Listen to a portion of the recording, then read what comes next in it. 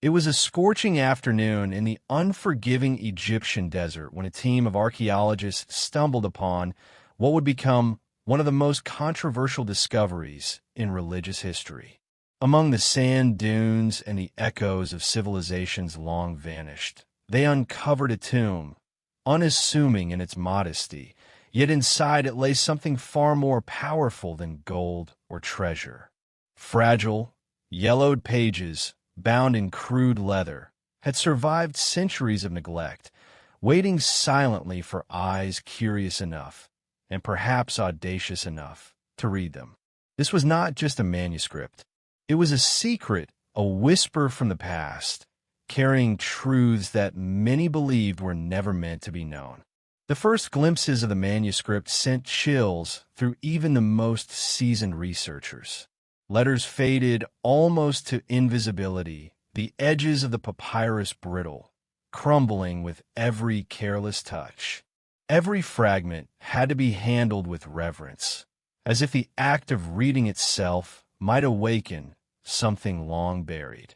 And yet, as they carefully pieced together the fragments, a story began to emerge, a narrative that challenged every expectation, that turned familiar history on its head.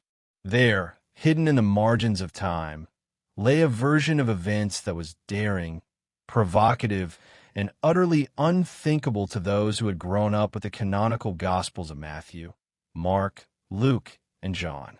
The air inside the small tent erected over the excavation site was thick with anticipation, the desert heat clinging to the skin of those present. But heavier still was the sense of awe, of being close to something forbidden. Each line deciphered seemed to pulse with life, as though the words themselves were aware of the centuries of silence they had endured. Could this be the Gospel of Judas? One of the scholars whispered, almost to himself, not daring to speak the thought aloud, fearing it might vanish if spoken. It was a name that carried infamy, betrayal, and centuries of condemnation. Yet now, in these fragile pages, Judas was no longer merely a figure of treachery. The story suggested something entirely different, something subversive and radical, shaking the very foundations of faith and history. As the sun dipped lower in the sky, casting long shadows over the desert sands, the team realized the enormity of what they held. This was not a mere relic.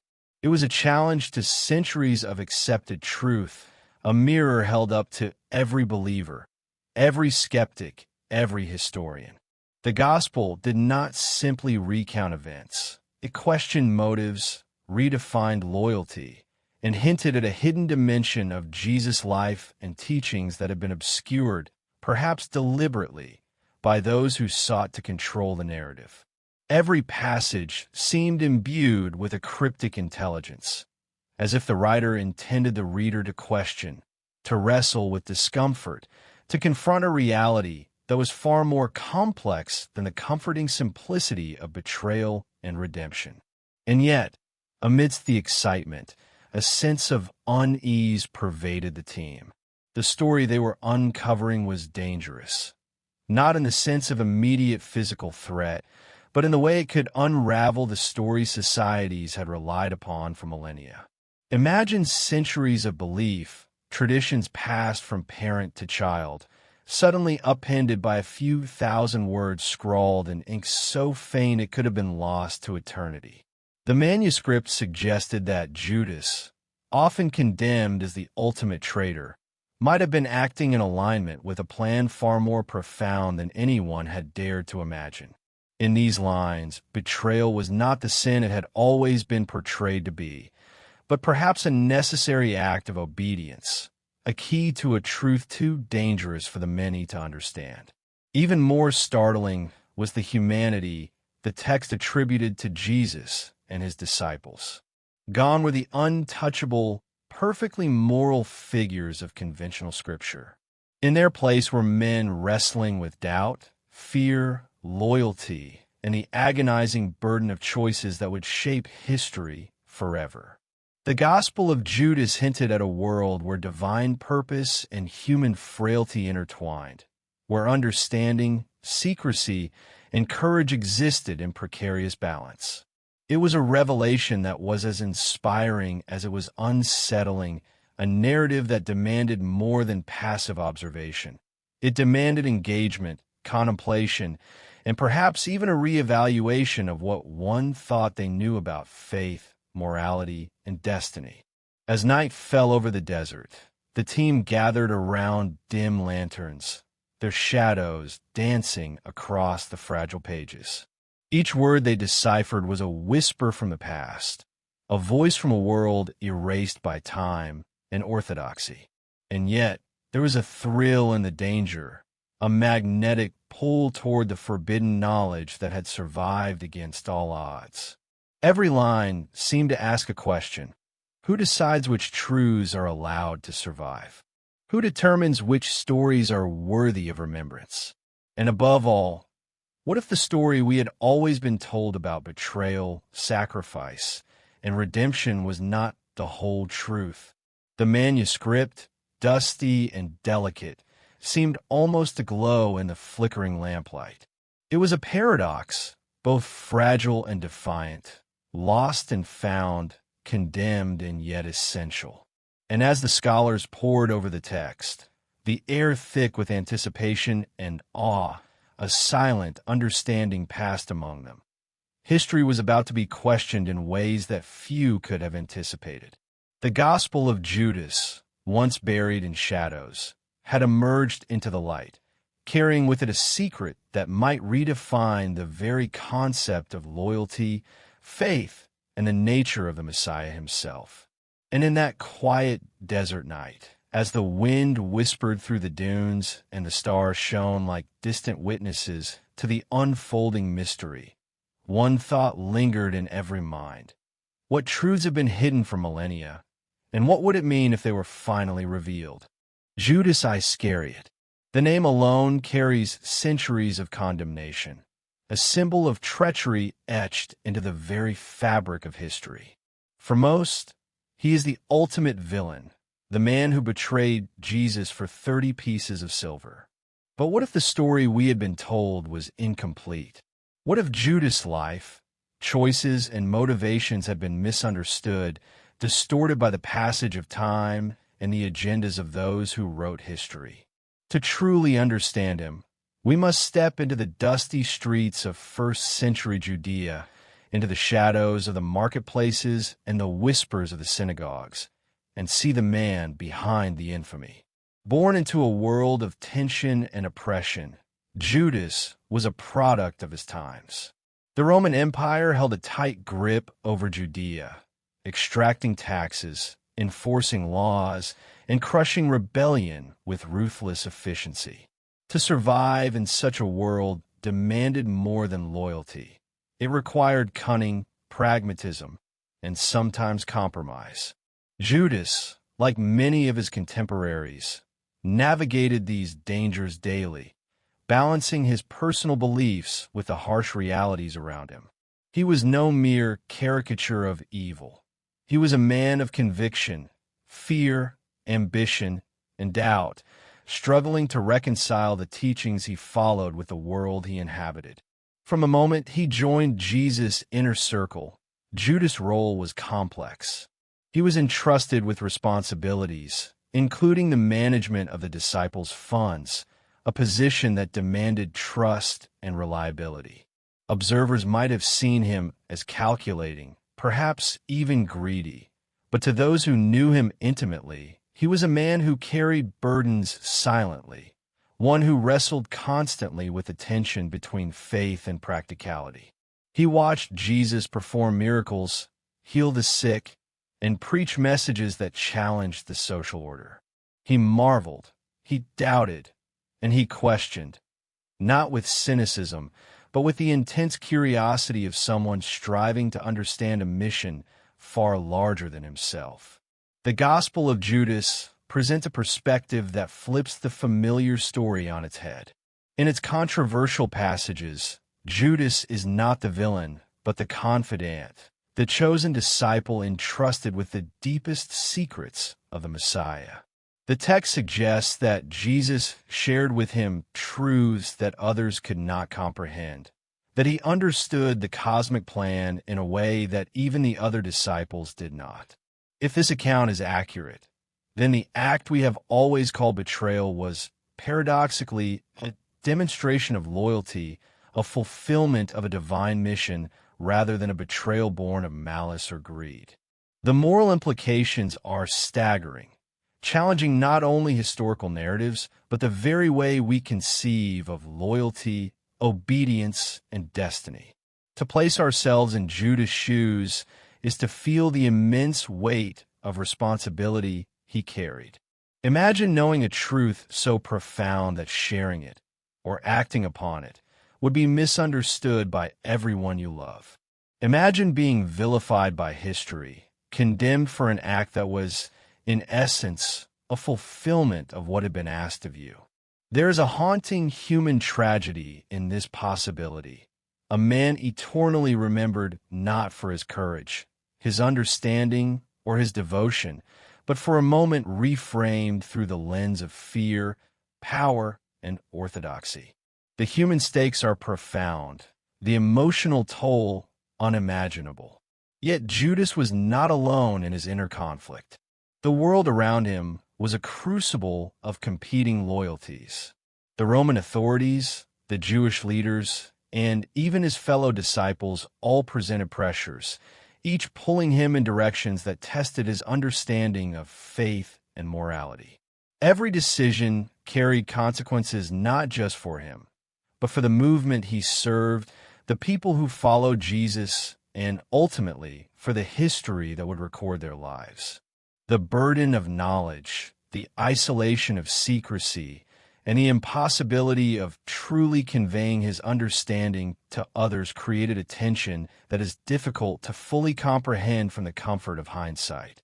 The Gospel of Judas also reveals the depth of his relationship with Jesus. These were not simple master-disciple interactions. The text portrays a bond of trust, intimacy, and shared purpose that transcended conventional understanding. Judas was the one entrusted with the ultimate knowledge, the one who could act when others hesitated, the one who could navigate the paradox of divine will and human expectation. This framing casts a shadow over centuries of vilification, suggesting that history may have misunderstood the very essence of his actions. It invites us to ask uncomfortable questions. Can betrayal ever exist in the context of obedience? Can morality be absolute, or is it shaped by perspective and purpose? As we examine Judas' life, it is impossible to ignore the psychological and emotional complexity of his experience. He lived in the glare of Jesus' growing fame, witnessing adoration, awe, and the stirring of political unrest. The pressures must have been immense, a constant struggle between devotion, fear, and doubt. He was acutely aware that the stakes were monumental. Every choice could have irreversible consequences. And yet, despite this, he remained engaged, perceptive, and, according to the gospel, essential to the fulfillment of a plan that extended far beyond mortal comprehension. Historians and theologians have long debated his motivations, offering interpretations ranging from greed and ambition to spiritual insight and divine purpose. But the emotional truth is often overlooked. Judas, as depicted in this lost gospel, was profoundly human. He felt, he feared, he loved, and he bore a burden that no ordinary man could endure. The tragedy of his story is that this humanity has been obscured by centuries of doctrinal simplification, leaving only a caricature of evil where once there may have been a hero, a confidant, or a necessary agent in a divine narrative. As the narrative unfolds, the tension between human perception and divine intention becomes stark. Judas' actions, once universally condemned, begin to take on a new resonance. Could it be that history has been too hasty in judgment? Could it be that the ultimate betrayal was, in fact, a profound act of faith, courage, and understanding?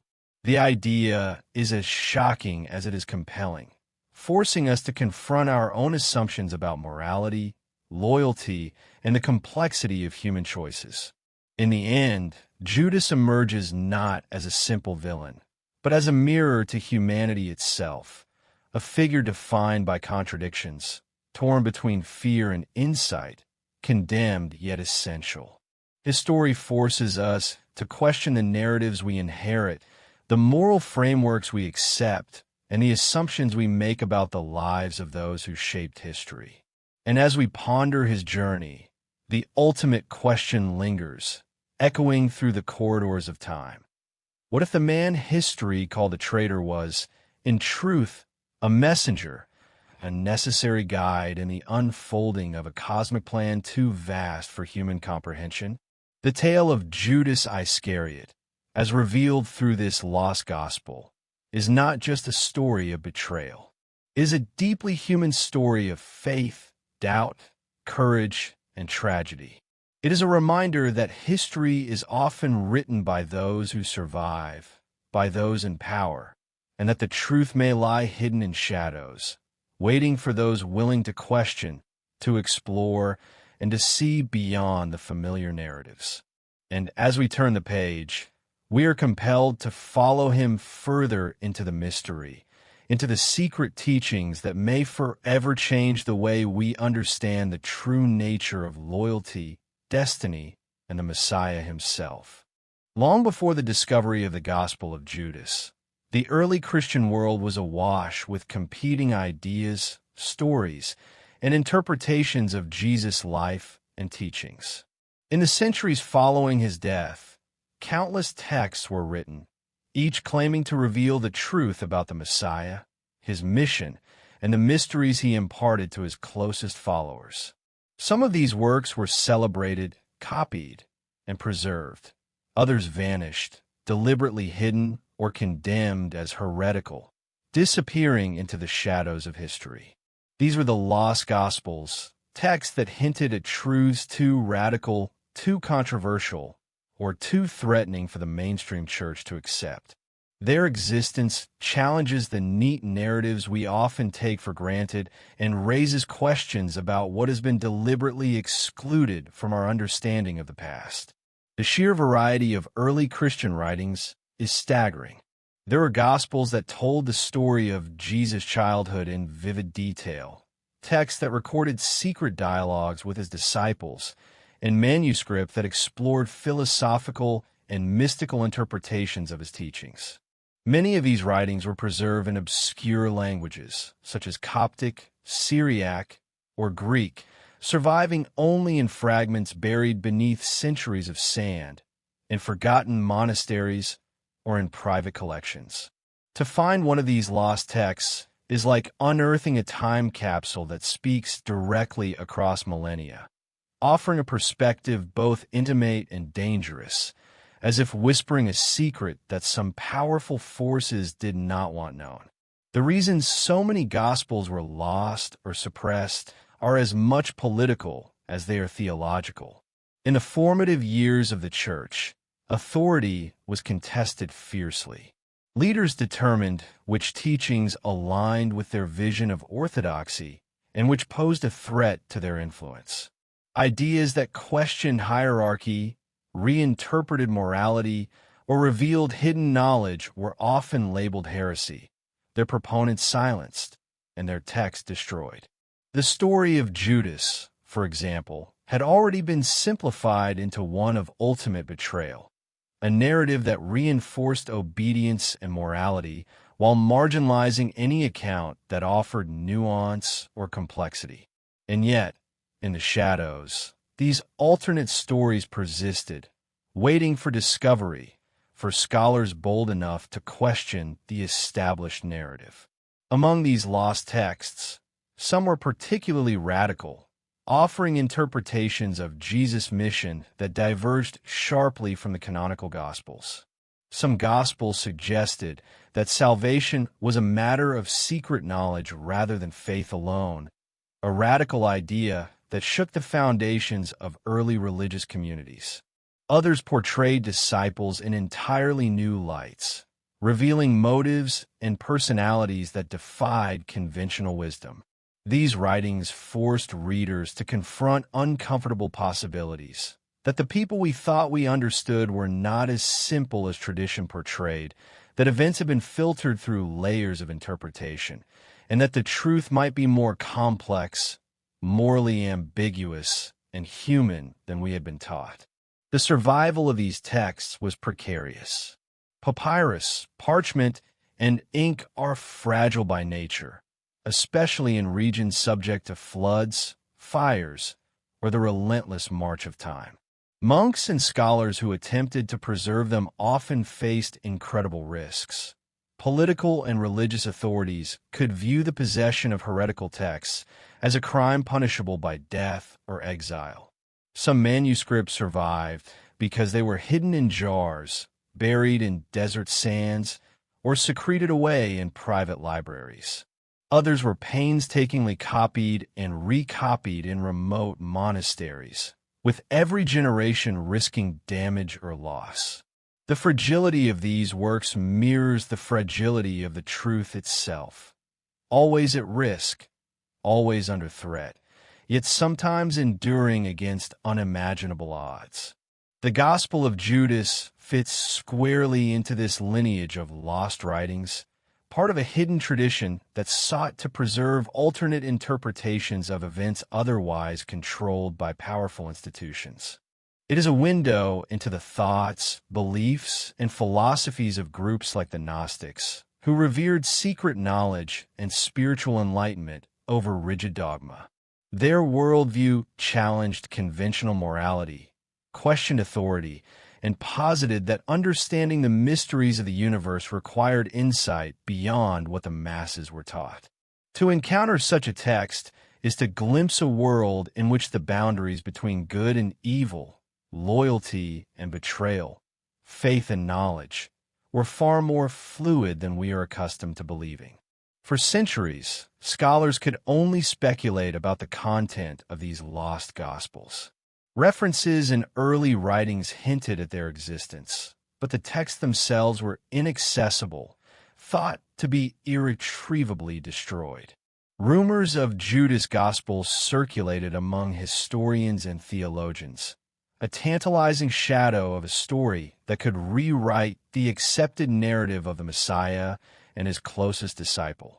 The tantalizing notion that the man history condemned as the ultimate traitor might have been performing an essential, divinely sanctioned role was too provocative to ignore, but too dangerous to accept without scrutiny. The idea hovered in the academic imagination like a forbidden fruit, always present, always tempting, yet just out of reach.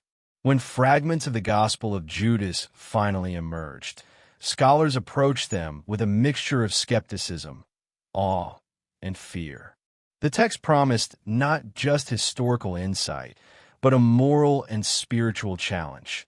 It questioned long-held beliefs about betrayal, loyalty, and divine purpose.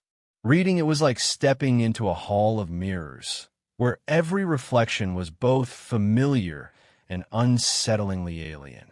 Judas, once the villain of history, now appeared as an intricate, perhaps even heroic figure.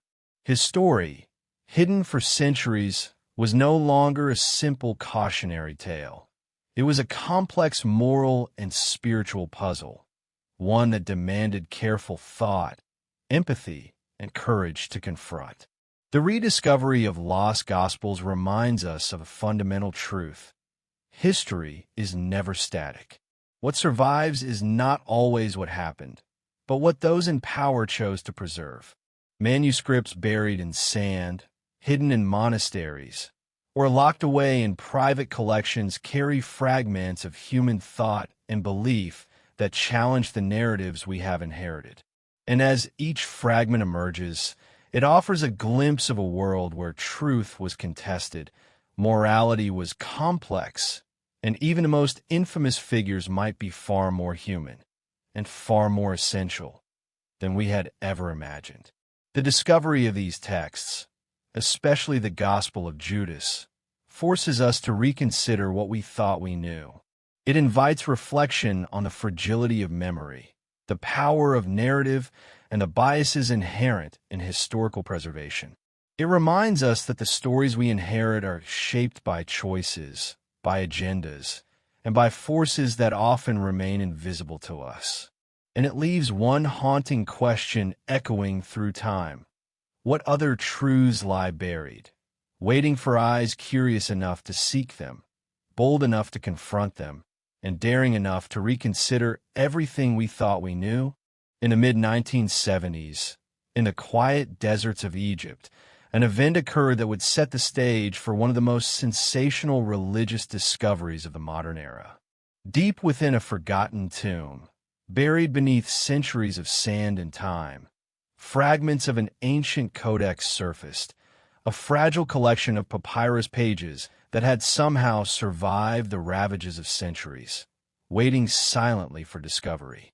Scholars would later identify this as the Codex Chacos, a manuscript that contained among its texts the Gospel of Judas, a work that would challenge everything the world thought it knew about one of history's most infamous figures. The Codex itself was unassuming, modestly bound in leather, with edges frayed and ink faded almost to invisibility. Yet within its delicate leaves lay a secret that had the power to rewrite history. The journey of the Codex from its resting place in the desert to modern scholarly hands was nothing short of miraculous. Smugglers, collectors, and antiquities dealers became unwitting participants in a story of intrigue, secrecy, and danger. At times, it seemed as if the manuscript itself was protected by fate, slipping through fingers that sought to exploit it, resisting decay in conditions that should have long since destroyed it. Its survival is a testament not only to the durability of the material, but to the almost mystical significance of its content. The Codex was not simply an object of academic curiosity. It was a vessel of hidden knowledge, a repository of forbidden ideas that had been nearly erased by history. When scholars first gained access to the Codex, they faced a daunting task. The pages were in fragments, some barely legible, requiring painstaking reconstruction and translation. Each line demanded careful attention, as the smallest error could distort the meaning of a text already shrouded in mystery. The process was slow, meticulous, and, at times, excruciating. Dust, decay, and time had conspired to leave the manuscript incomplete, yet the surviving sections hinted at something extraordinary, a narrative that painted Judas in an entirely new light, challenging the foundational stories of betrayal, loyalty, and divine purpose. The significance of the Codex extended far beyond its physical fragility. In a world where canonical texts had long dominated religious understanding, this manuscript represented a voice from the margins, a perspective deliberately hidden or suppressed.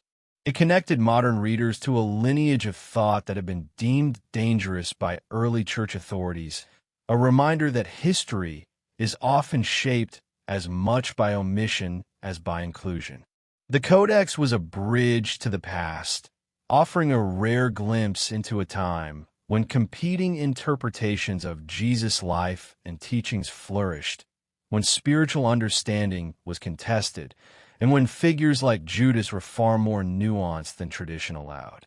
One of the most remarkable aspects of the Codex Chacos was its potential to shift perceptions of Judas. Unlike the canonical Gospels, which cast him as the ultimate betrayer, this text suggested a role that was both profound and unsettling.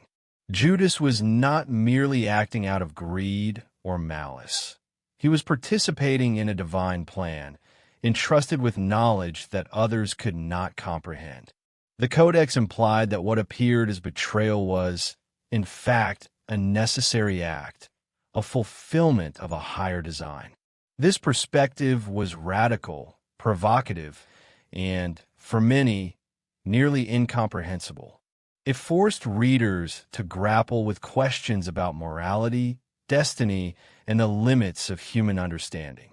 The Codex also carried with it a sense of danger, not in the immediate physical sense, but in the way its revelations could destabilize established beliefs. For centuries, the Church had constructed narratives that simplified, moralized, and controlled the story of Jesus and his disciples.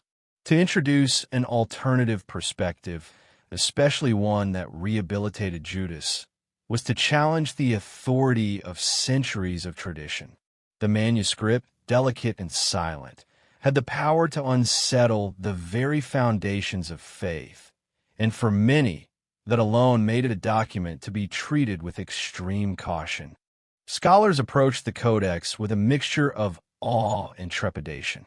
The process of authentication required not only expertise in paleography and linguistics, but also an understanding of the cultural and historical context of early Christianity. Carbon dating, ink analysis, and linguistic comparison were employed to determine its age, origin, and authenticity. Every discovery, every reconstructed fragment, carried the thrill of revelation coupled with the anxiety of potential misinterpretation. The Codex was more than a text. It was a puzzle, a moral and intellectual challenge that demanded careful and respectful handling. Beyond the technical aspects, the Codex had a human story woven into its survival. The people who had preserved it, intentionally or otherwise, had become silent guardians of a secret that spanned millennia. From the anonymous scribes who painstakingly copied the manuscript to the desert dwellers who hid it from prying eyes, the Codex was a testament to the lengths humans will go to protect knowledge.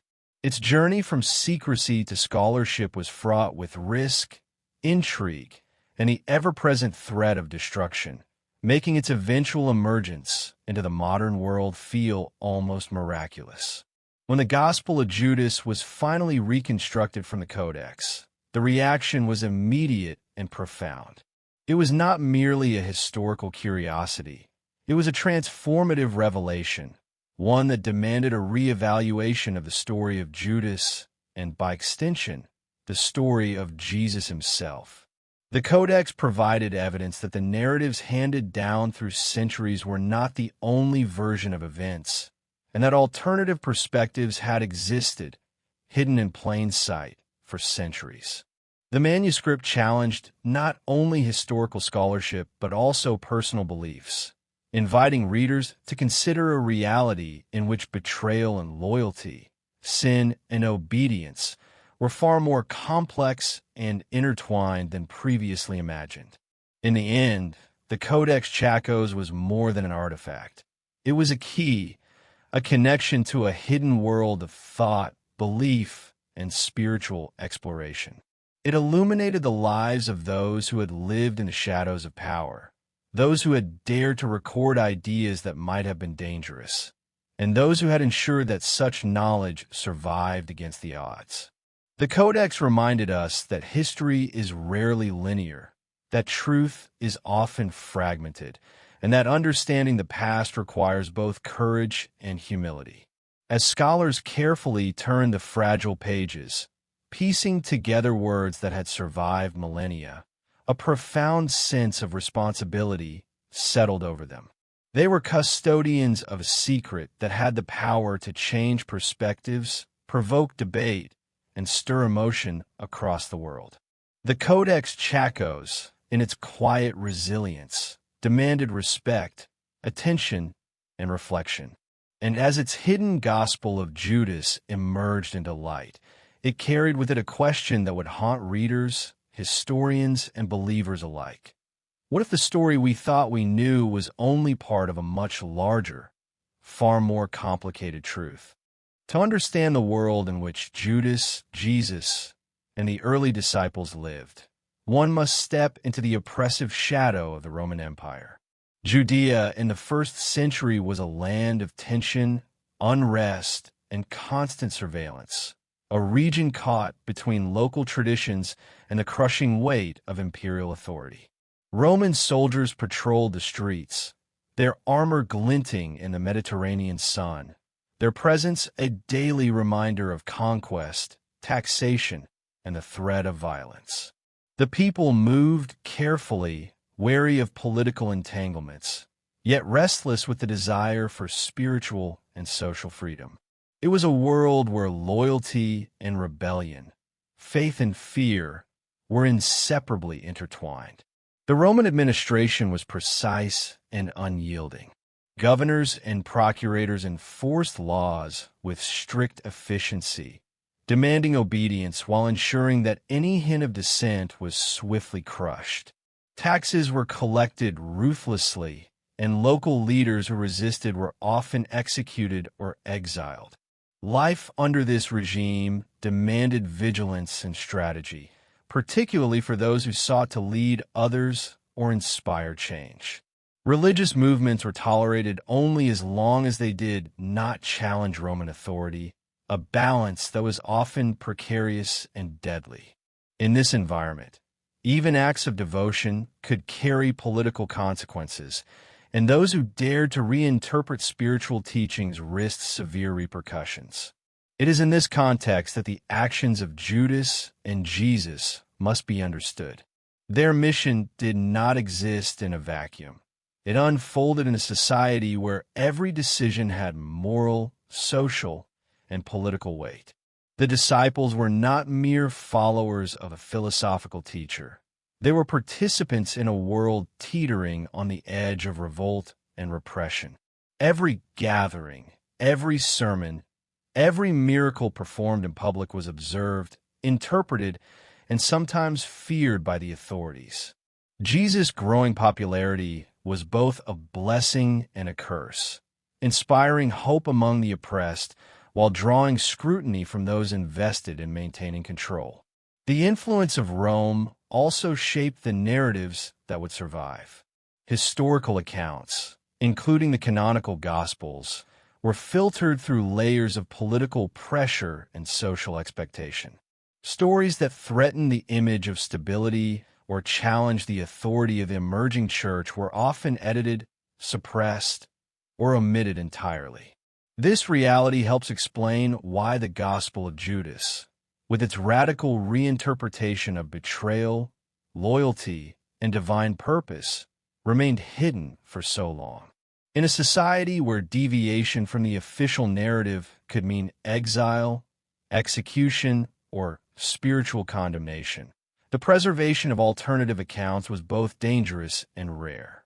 Beyond the political tension, the Roman shadow affected every aspect of daily life. Trade, travel, and communication were controlled, creating barriers that complicated the disciples' mission. Local rulers, often caught between appeasing Rome and maintaining order among the populace, created a climate of suspicion and manipulation. Alliances were fragile, and betrayal, both real and perceived, was a constant threat. In such an environment, the decisions of Judas and the other disciples were not merely spiritual. They were acts of survival, strategy, and human complexity. Each choice carried consequences that could ripple across the region, affecting lives, faith, and the course of history. The Codex itself, in this context, becomes even more remarkable. The survival of a text like the Gospel of Judas, which depicts betrayal as an act aligned with divine intention, suggests that early writers were acutely aware of the precariousness of their world.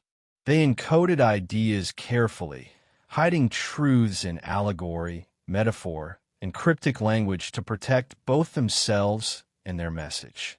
The Roman presence created a tension between secrecy and revelation, between the human need to understand and the social imperative to survive. For Judas, this tension would have been palpable.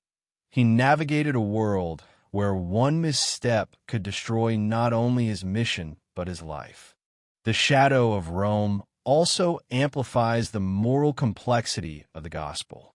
The canonical portrayal of Judas as the ultimate traitor simplifies a reality far more nuanced. In a society where political oppression and religious oversight were constant, Judas' actions could be interpreted as both human and necessary. The act of turning Jesus over to authorities, if seen through the lens of the lost gospel, is not merely betrayal. It is the execution of a plan designed to fulfill a purpose greater than the immediate danger. Understanding this requires a radical shift in perspective, one that accounts for both the spiritual and the political realities of first-century Judea. Every moment in this world was a test of judgment, character, and courage. The disciples operated in the tension between the visible and the invisible, between the demands of authority and the pursuit of a higher truth. Judas' intimate knowledge of Jesus' secret teachings placed him in a unique position. He alone might understand the necessity of actions that others could never justify. The Codex portrays this as both a privilege and a burden, a paradox that few in history have been called upon to bear. It is a reminder that morality is rarely simple, and that understanding often comes at the cost of isolation, misunderstanding, and personal sacrifice. As the Roman sun cast long shadows over Jerusalem, the sense of danger and inevitability would have been ever present. Every step the disciples took, every word spoken in public, was an act of courage. And Judas, walking the fine line between human loyalty and divine instruction, must have felt the crushing weight of responsibility. His decisions were not only a matter of personal conscience, but of historical consequence, shaping events that would echo for centuries. In this light, the betrayal is recast not as a moral failing, but as a complex, almost tragic necessity, executed under the relentless scrutiny of empire. Ultimately, the shadow of Rome reminds us that history is shaped not only by individuals, but by the forces that surround them. Empires, laws, social expectations, and political pressures create a context that colors every action, every choice, and every narrative that survives. The Gospel of Judas, emerging from this world of tension and surveillance, challenges us to see beyond simple dichotomies of right and wrong, hero and villain. It forces us to consider that Judas' actions and the choices of everyone around him were entwined with forces far larger than themselves, a delicate dance between human agency and historical necessity. As we reflect on this, we begin to understand that Judas' story is inseparable from the empire that dominated his life. The shadow of Rome loomed over every decision, every teaching, and every act of loyalty or defiance. And it is within this shadow that the true drama of the gospel unfolds, revealing not only the complexity of human morality, but also the profound stakes of faith, obedience, and destiny in a world ruled by power, fear, and vigilance. Within the fragile pages of the Gospel of Judas lay teachings so radical, so profoundly different from the familiar Gospels, that they seemed to emerge from another world entirely. These were not the public sermons or parables delivered to crowds, but secret dialogues whispered in the quiet intimacy of night between Jesus and the disciple he trusted above all others. Here, in this hidden world, the lines between human understanding and divine revelation blurred, revealing a truth that was at once illuminating and unsettling. Judas, the man vilified for betrayal, was portrayed not as an outsider, but as the confidant of the Messiah, the keeper of secrets that even the other disciples could not comprehend. The gospel presented a cosmos governed by forces unseen, a spiritual hierarchy beyond the comprehension of ordinary mortals. Jesus, in these clandestine teachings, describe realities where knowledge of the self, the divine, and the universe itself was the true path to enlightenment. Salvation was not a matter of obedience alone, but of understanding, a radical departure from the faith as prescribed in the canonical texts. Here, Judas was not merely a participant. He was the vessel for this hidden wisdom, chosen to act on instructions that transcended morality as society defined it. The audacity of this message was staggering. The man history condemned as a traitor might have been the one who understood the ultimate purpose of events better than anyone. These teachings were cryptic, often couched in symbolic language that required discernment and insight to decode. Jesus spoke of realms and entities invisible to the human eye, of spiritual knowledge that could free the soul from ignorance, and of the intricate relationship between human action and divine will. For Judas, the understanding of these concepts was not theoretical. It demanded action, courage, and, ultimately, the willingness to endure isolation and vilification. To carry such knowledge was to bear a burden that few could imagine, a responsibility that redefined the very nature of loyalty and obedience. The narrative also challenged traditional notions of sin and virtue. What society perceived as betrayal, the text suggested, might actually be obedience to a higher plan, an execution of divine strategy beyond ordinary comprehension. Judas' act, previously interpreted as a moral failing, was reframed as a pivotal moment in the fulfillment of cosmic design. This inversion of morality was both shocking and mesmerizing. It forced readers to reconsider the simplicity of moral judgments, to question the stories they had inherited, and to confront the uncomfortable possibility that what is condemned in public discourse may, in hidden dimensions, serve an essential purpose. The relationship between Jesus and Judas, as depicted in the text, was intimate and profoundly human. It was a connection built on trust, understanding, and shared vision. While other disciples struggled with doubt or misinterpreted instructions, Judas was depicted as the one who could comprehend the deeper significance of Jesus' mission. He was entrusted with the ultimate knowledge, the responsibility of action that others could neither bear nor fathom. This trust redefined Judas' role in history, casting him not as a mere pawn or villain, but as an indispensable participant in the unfolding of a divine plan. One of the most striking aspects of the secret teachings was their emphasis on the liberation of the spirit through understanding. Jesus spoke of the material world as a realm of distraction, a place where human desires and fears could cloud perception and hinder spiritual growth. Knowledge, insight, and inner awareness were presented as keys to transcendence, a concept that resonated deeply with Gnostic traditions. Judas, as the recipient of these teachings, was uniquely positioned to act with awareness of the ultimate reality behind the illusions of the physical world. His role required both courage and discernment, qualities that history had largely overlooked in favor of simpler narratives of greed and betrayal. The secret dialogues also hinted at the interconnectedness of human actions and divine purpose. Nothing in the cosmos was random. Each choice, each interaction, had consequences that reverberated far beyond immediate perception. Judas, as the bearer of this understanding, was called to navigate the treacherous path between obedience to higher truth and the demands of ordinary morality. It was a delicate balance, one that exposed him to misunderstanding, condemnation, and isolation.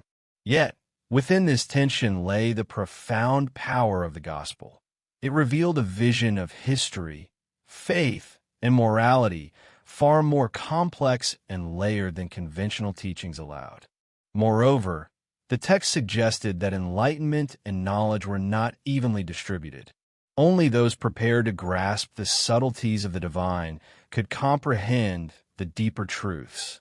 Judas, in this framework was exceptional, not for ambition or malice, but for insight, discernment, and courage.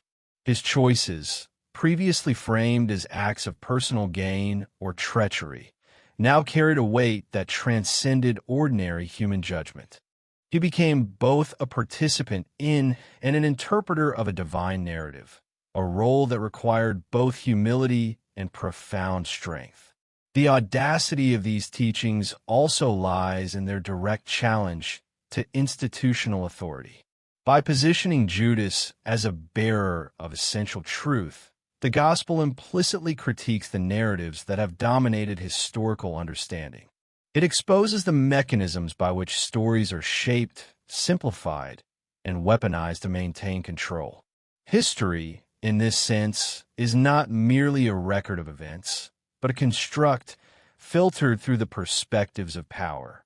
The secret teachings illuminate a hidden reality, one in which the seemingly insignificant or condemned figure may hold the keys to understanding the divine plan.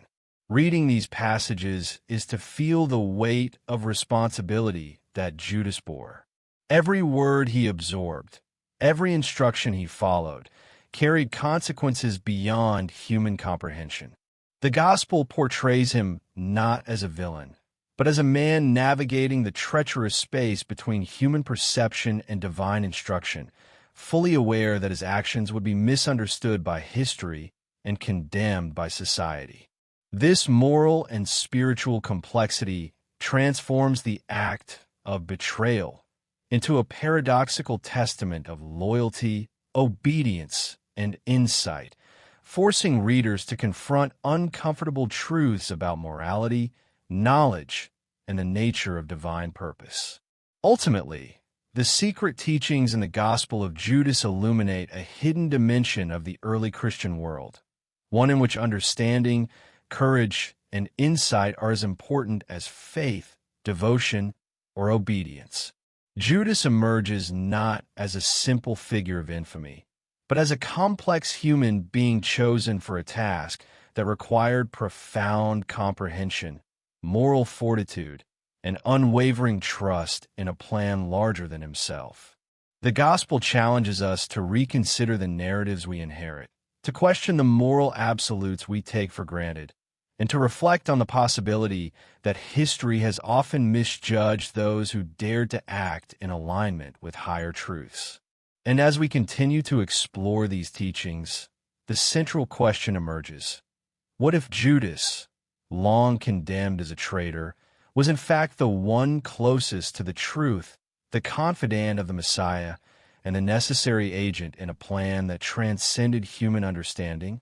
The answer, hidden in the pages of a fragile codex, awaits those willing to look beyond conventional narratives and confront the radical, unsettling, and transformative possibilities revealed in the Gospel of Judas. The moment the Gospel of Judas emerged from the Codex Chacos, the academic world was thrown into turmoil.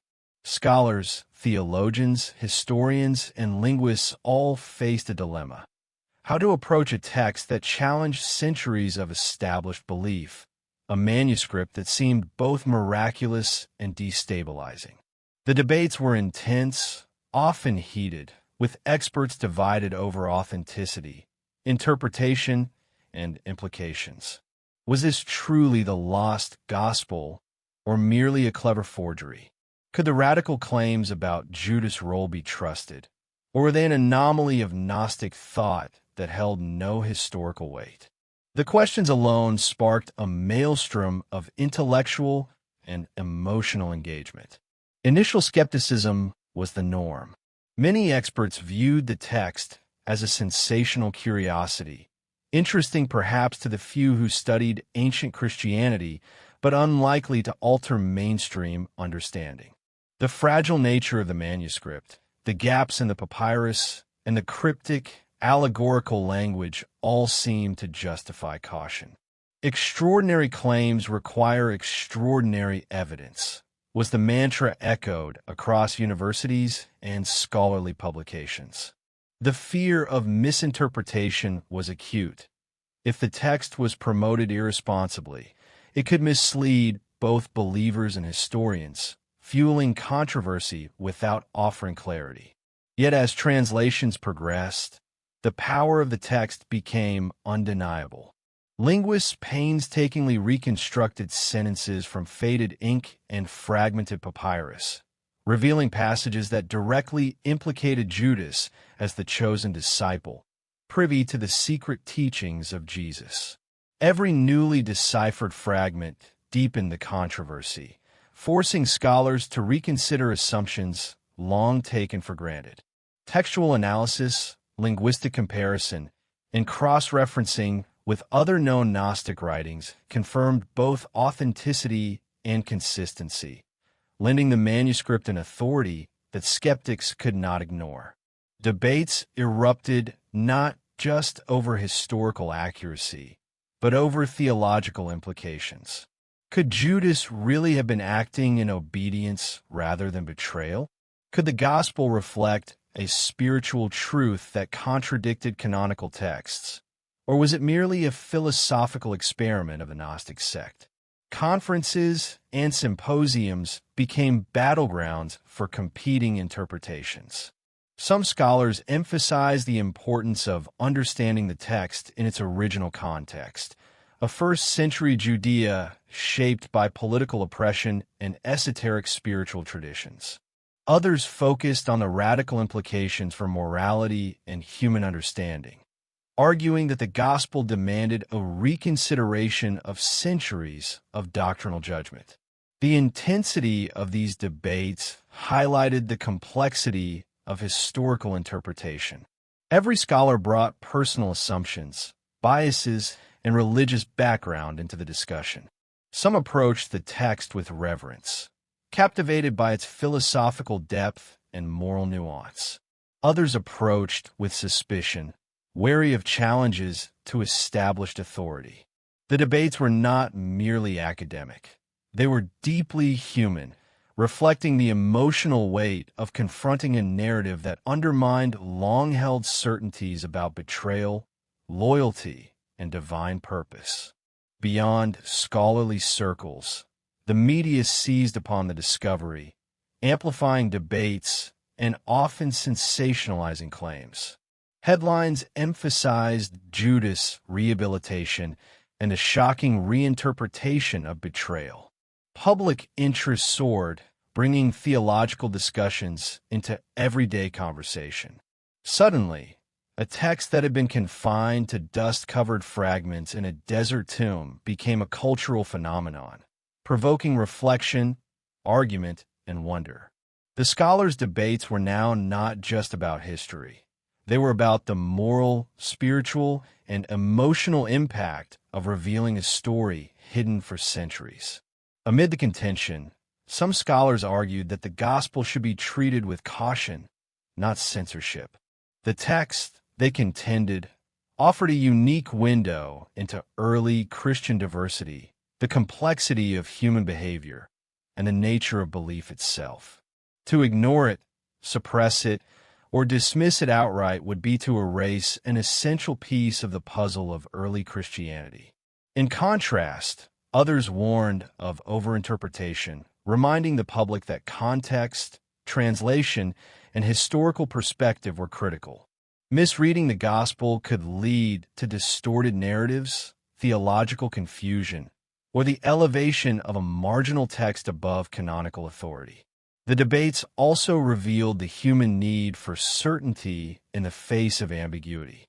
Scholars wrestled with a text that refused to offer easy answers, a manuscript that thrived on paradox and moral complexity. Judas was neither hero nor villain in the simple sense. He was a figure caught between human perception and divine instruction, a man whose choices could be simultaneously condemned and celebrated depending on the lens through which they were viewed. This duality frustrated and fascinated scholars alike, compelling them to rethink not just history, but their own assumptions about morality, obedience, and understanding. Interestingly, the Gospel of Judas also challenged traditional historical methods. It required scholars to balance textual analysis with cultural anthropology, theology with psychology, and historical context with literary interpretation. It demanded a holistic approach, one that accounted for the political pressures of Roman Judea, the spiritual philosophy of Gnostic communities, and the moral landscape of first-century discipleship. The text was simultaneously historical artifact, spiritual treatise, and moral puzzle, defying simple categorization and forcing experts to collaborate across disciplines in ways rarely seen in religious scholarship.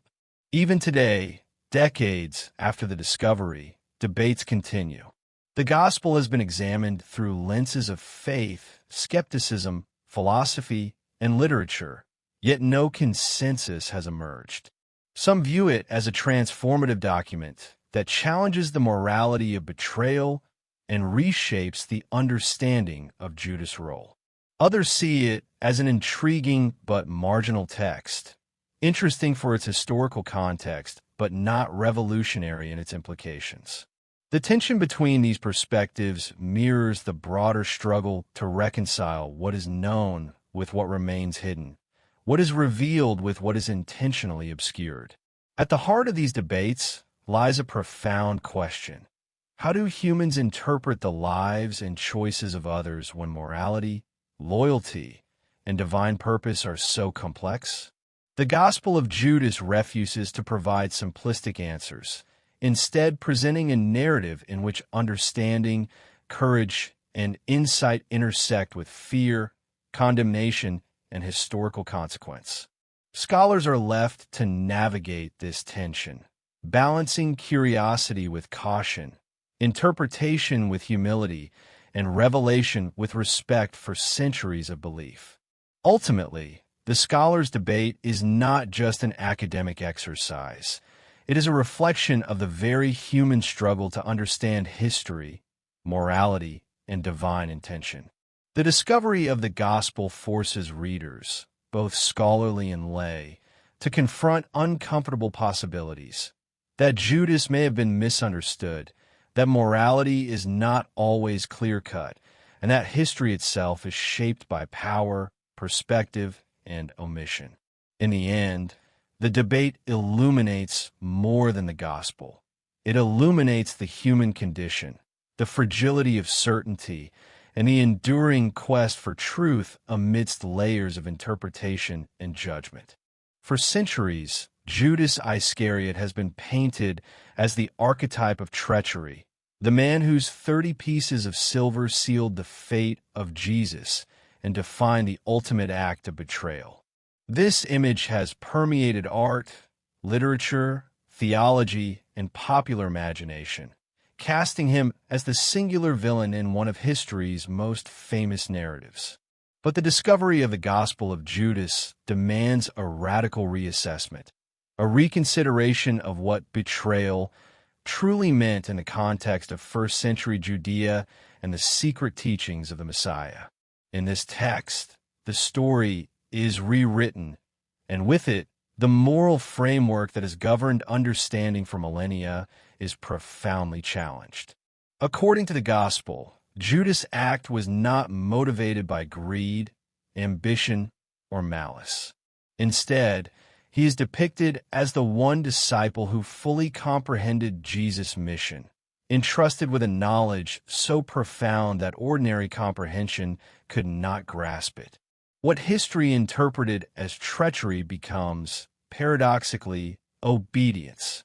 Judas was not undermining his teacher. He was carrying out instructions designed to fulfill a divine plan. The betrayal, in this light, is recast as an essential act, one that required courage, insight, and absolute trust in a vision far greater than immediate human understanding. This rewriting of betrayal introduces a profound moral paradox. How does one judge actions that defy conventional ethics but align with a higher purpose? The gospel forces a confrontation with ambiguity, illustrating that morality is rarely absolute. Judas' story becomes a study in perspective, a reminder that human judgment can be limited shaped by incomplete knowledge, and often blind to the unseen forces guiding events. The centuries of condemnation, the vilification in sermons and scriptures, the cultural and theological demonization, all are cast into a new, haunting light. Could it be that the man reviled as the ultimate traitor was in fact the most faithful of disciples, the only one capable of completing a task too complex for others to grasp? The text also highlights the emotional burden carried by Judas. To bear knowledge that must be acted upon, yet misunderstood by all around you, is to inhabit an existence of profound loneliness. Even among the other disciples, he is set apart, isolated not by choice, but by circumstance, tasked with a responsibility that defies empathy. The act of betrayal is portrayed as a heavy duty, an execution of divine instruction that weighs on the soul with gravity and inevitability. This human dimension, fear, doubt, courage, and moral conflict, is largely absent from canonical narratives, yet it is central to understanding the rewritten story. Moreover, the Gospel emphasizes the intentionality behind Judas' actions. Unlike a spontaneous act of self-interest, the act is preordained, part of a cosmic plan that Jesus alone fully comprehends. Judas' role is active, deliberate, and essential. He is the instrument through which prophecy, destiny, and divine knowledge converge. This perspective transforms the narrative from one of human betrayal to one of spiritual necessity, reshaping the ethical and theological implications in ways that are both startling and profoundly moving. This reinterpretation also challenges the authority of traditional narratives. By presenting Judas as an enlightened actor rather than a traitor, the text implicitly critiques the mechanisms through which history is recorded and morality is codified. It highlights the selective lens of power, which often defines virtue and vice according to social and political convenience rather than the complexity of lived experience. In doing so, the Gospel of Judas invites readers to reconsider the role of narrative in shaping perception, morality, and cultural memory. The rewriting of betrayal also introduces a deeply human element, the cost of being misunderstood.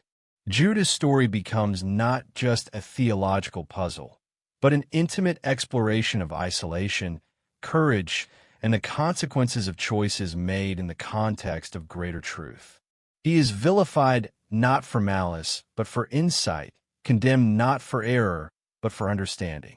The moral landscape of the gospel is thus shaded with complexity, forcing reflection on the ways society judges actions without full knowledge of intent, context, or necessity.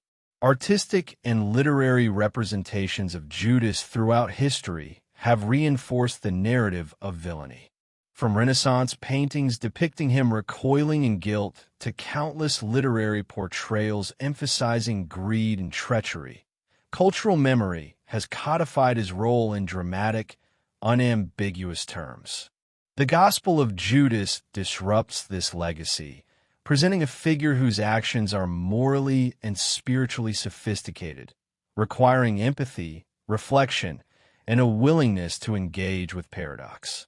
It challenges audiences to see beyond simplifications, inviting a more nuanced, compassionate understanding of human agency in the context of divine instruction. The rewritten betrayal is also significant because it reframes the very notion of loyalty. Traditional interpretations equate loyalty with adherence to societal or communal expectations. In contrast, the gospel suggests that true loyalty may require actions that appear subversive, incomprehensible, or even condemnable to others.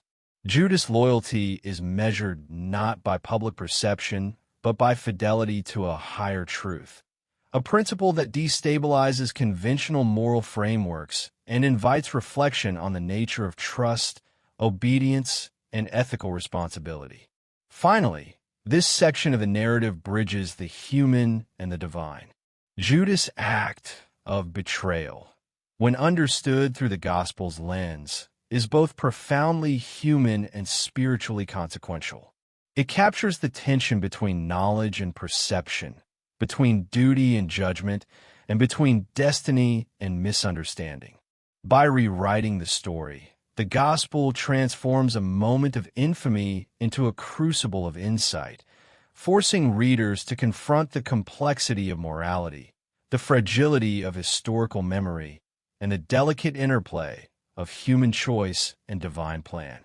The power of the rewritten betrayal lies not only in its historical implications, but also in its emotional resonance. It humanizes Judas, restoring depth, conflict, and tragedy to a figure long reduced to caricature. It challenges assumptions, provokes reflection, and invites empathy. And it leaves an enduring question. What if the act that history has condemned as ultimate treachery was, in truth, a testament of unparalleled understanding, courage, and faith? The answer, like the Codex itself, demands patience, reflection, and a willingness to see history from an entirely new perspective. Beneath the surface of the Gospel of Judas lies a web of hidden motivations, a tapestry of intention, knowledge, and human complexity that has remained obscured for nearly 2 millennia. Judas' actions, long interpreted as simple greed or malicious betrayal, are revealed instead to be guided by layers of insight that only he could perceive. The text implies that he understood a higher purpose, an orchestration of events designed to fulfill not human expectation, but divine will. In this framework, every movement, every decision, every moment of apparent treachery is reframed as a calculated, necessary step in a spiritual plan that defied ordinary comprehension. The first layer of hidden motivation emerges from the very relationship between Jesus and Judas. Unlike the other disciples who struggled to interpret the significance of their teacher's words, Judas is portrayed as the disciple capable of grasping esoteric truths.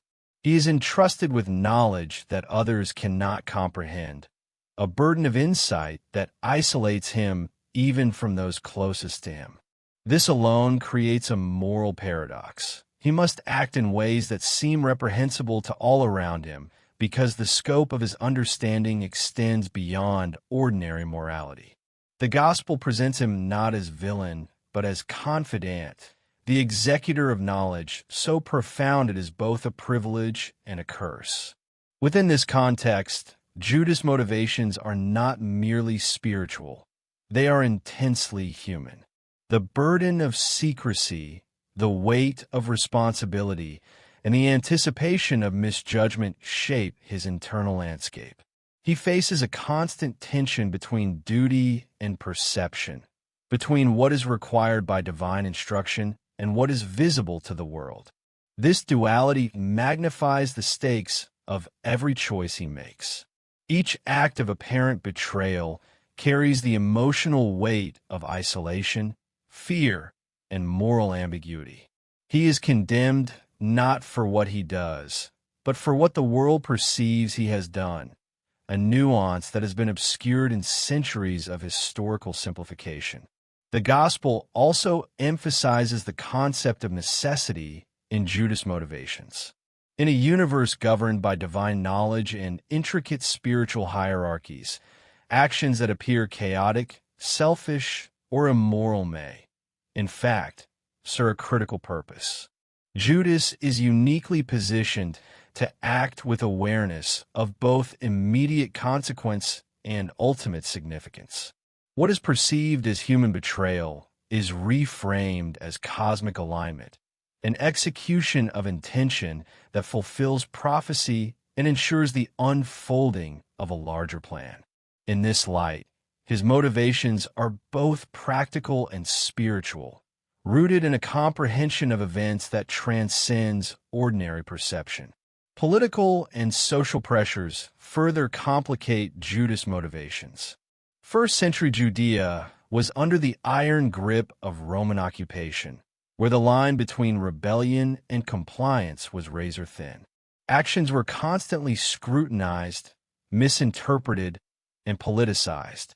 Within this environment, understanding the true purpose of events required not only insight but courage. The courage to act in ways that could be misjudged, feared, or condemned. Judas' role, as revealed in the Gospel, is shaped by this tension between survival, social perception, and spiritual responsibility, creating a multidimensional portrait of a man navigating impossible stakes. The secret teachings themselves also illuminate motivation. Jesus' dialogues with Judas suggest that human actions are intertwined with spiritual purpose, that the seemingly small and misunderstood decisions can catalyze outcomes of immense cosmic significance. Judas' actions are not impulsive or self-serving. They are deliberate, informed by an awareness of a plan that the other disciples cannot yet grasp. In this sense, the Gospel portrays motivation as a sophisticated interplay between knowledge, foresight, and moral courage. Judas acts not for himself, but for the completion of a mission whose full scope is comprehensible only to those attuned to divine insight. A further dimension of motivation emerges in the moral paradox of secrecy. Judas' obedience requires concealment, discretion, and strategic timing. To act prematurely or without precision could undermine the mission, causing irreversible consequences. This necessitates a constant negotiation between action and restraint, between revealing knowledge and withholding it. The hidden nature of his role amplifies the tension. He is both instrument and actor, executing orders he fully understands while bearing the weight of potential misunderstanding. His motivations, therefore, are inseparable from the environment of secrecy and the immense responsibility of insight. The Gospel also suggests that Judas' motivations are tied to trust in Jesus, trust in the plan, and trust in the unfolding of events beyond his control. This trust is not passive. It requires active discernment, judgment, and the courage to endure scorn. The text portrays him as a figure whose loyalty is measured not by visible obedience, but by fidelity to knowledge and spiritual purpose. In this context, the act of betrayal is a paradoxical expression of ultimate loyalty. Judas must perform the outwardly condemnable action to align fully with divine will. Psychologically, the motivations revealed in the Gospel challenge conventional interpretations of human behavior. Betrayal is traditionally understood as a selfish, reactive, or malicious act. Judas' actions, however, suggest that what appears immoral can be morally and spiritually justified when framed within the context of knowledge, foresight, and necessity. This reframing introduces profound questions about human judgment, ethics, and the capacity for understanding actions beyond immediate perception. It forces readers to confront their own assumptions about intention, morality, and the consequences of acting in alignment with hidden truths. The concept of hidden motivation also extends to the broader narrative of salvation and destiny. Judas is depicted as an indispensable figure whose understanding ensures the progression of events central to human and cosmic destiny. His awareness, insight, and obedience are critical, positioning him not as a peripheral actor, but as an essential participant whose actions enable the fulfillment of prophecy. Without his knowledge and execution, the narrative of Jesus' life and mission would be fundamentally altered. This framing transforms Judas from antagonist to vital agent, a figure whose hidden motivations illuminate both human complexity and divine orchestration. Ultimately, The exploration of hidden motivations compels reflection not only on Judas, but on the broader nature of human understanding. How often do history, society, and morality misinterpret those who act with insight, foresight, and alignment with purpose beyond common perception? The Gospel of Judas forces a confrontation with ambiguity, complexity, and the possibility that conventional narratives have obscured essential truths. Judas' actions, when seen through this lens, are revealed as the culmination of knowledge, trust, and moral courage. A radical departure from centuries of condemnation and a powerful reminder of the human capacity for insight, responsibility, and spiritual discernment. And as we consider these hidden motivations, one question reverberates through the centuries. What if Judas, condemned as a traitor for thousands of years, was in fact the disciple most aligned with understanding, courage, and divine purpose? The answer lies in the fragile, enigmatic pages of a codex, awaiting those willing to peer beyond surface judgment and confront the profound, unsettling truths of history, morality, and human agency. To fully grasp the radical vision of the Gospel of Judas, one must immerse themselves in the world of Gnostic thought, a spiritual tradition that thrived in the shadows of early Christianity.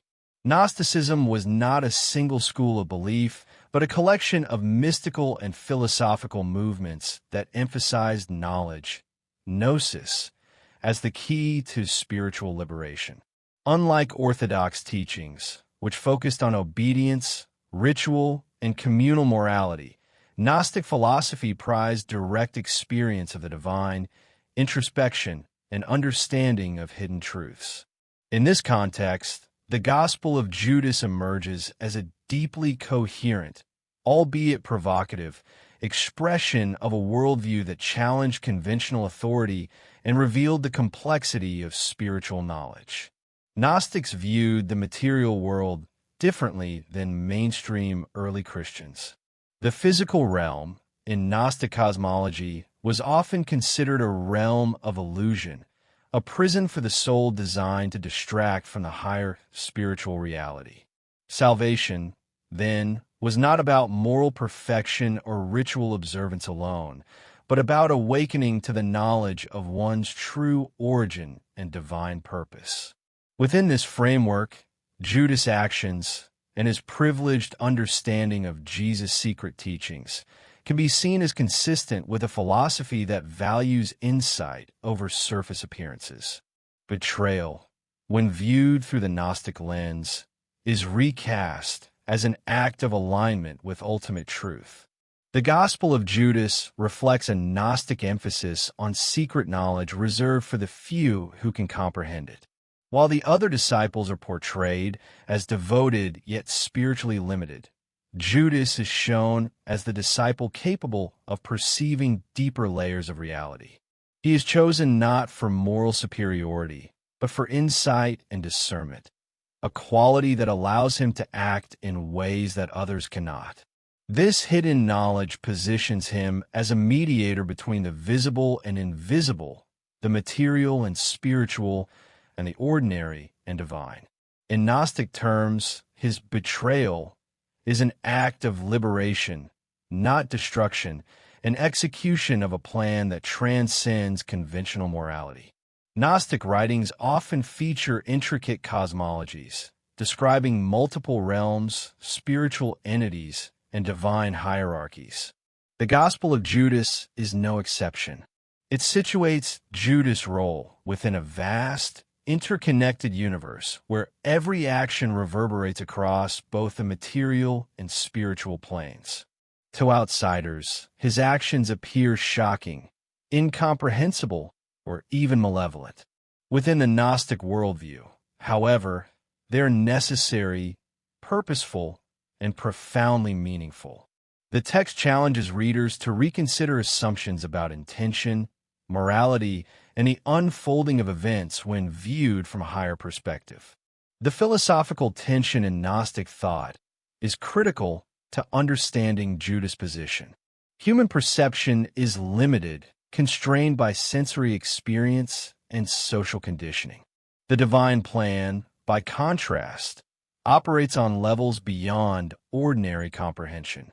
Judas, uniquely capable of grasping this plan, must act according to knowledge inaccessible to others. This creates the paradox central to the gospel. The man condemned as a traitor by society is, in fact, obedient to a higher, hidden truth. His motivations, his decisions, and his apparent transgressions are inseparable from the Gnostic emphasis on understanding and alignment with cosmic order.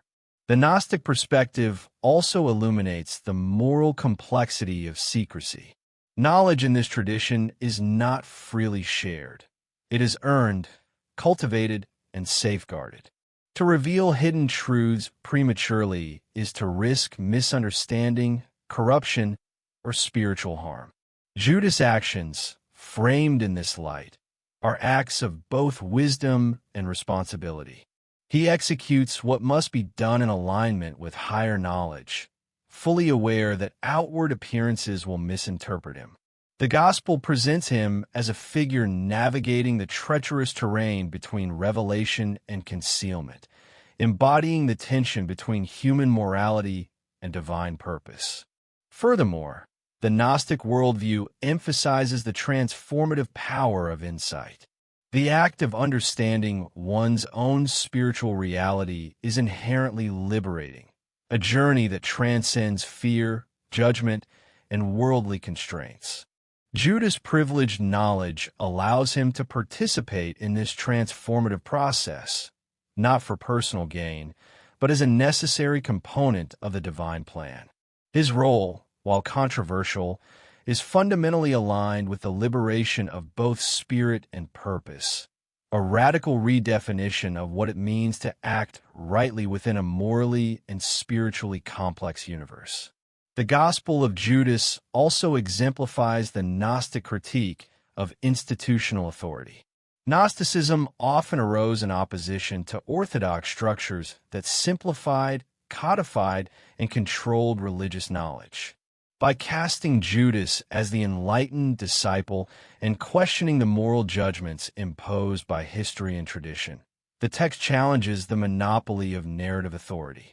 It exposes the selective lens of power, illustrating how moral and spiritual judgments are frequently shaped by social, political, and institutional pressures rather than the complexity of truth. In addition, the Gnostic perspective encourages reflection on human perception and judgment. Judas' role demonstrates how easily appearances can deceive and how moral condemnation can be misapplied when comprehension is incomplete.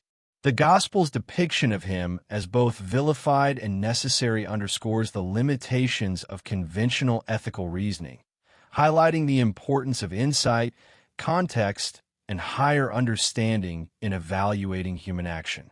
It forces the audience to consider the possibility that historical vilification may obscure profound spiritual and moral truths. The narrative also resonates on an emotional level. The isolation, burden, and courage of Judas are amplified when viewed through Gnostic philosophy. He is a figure of paradox, condemned by society, chosen by the divine, misunderstood by peers, yet essential to the unfolding of spiritual truth.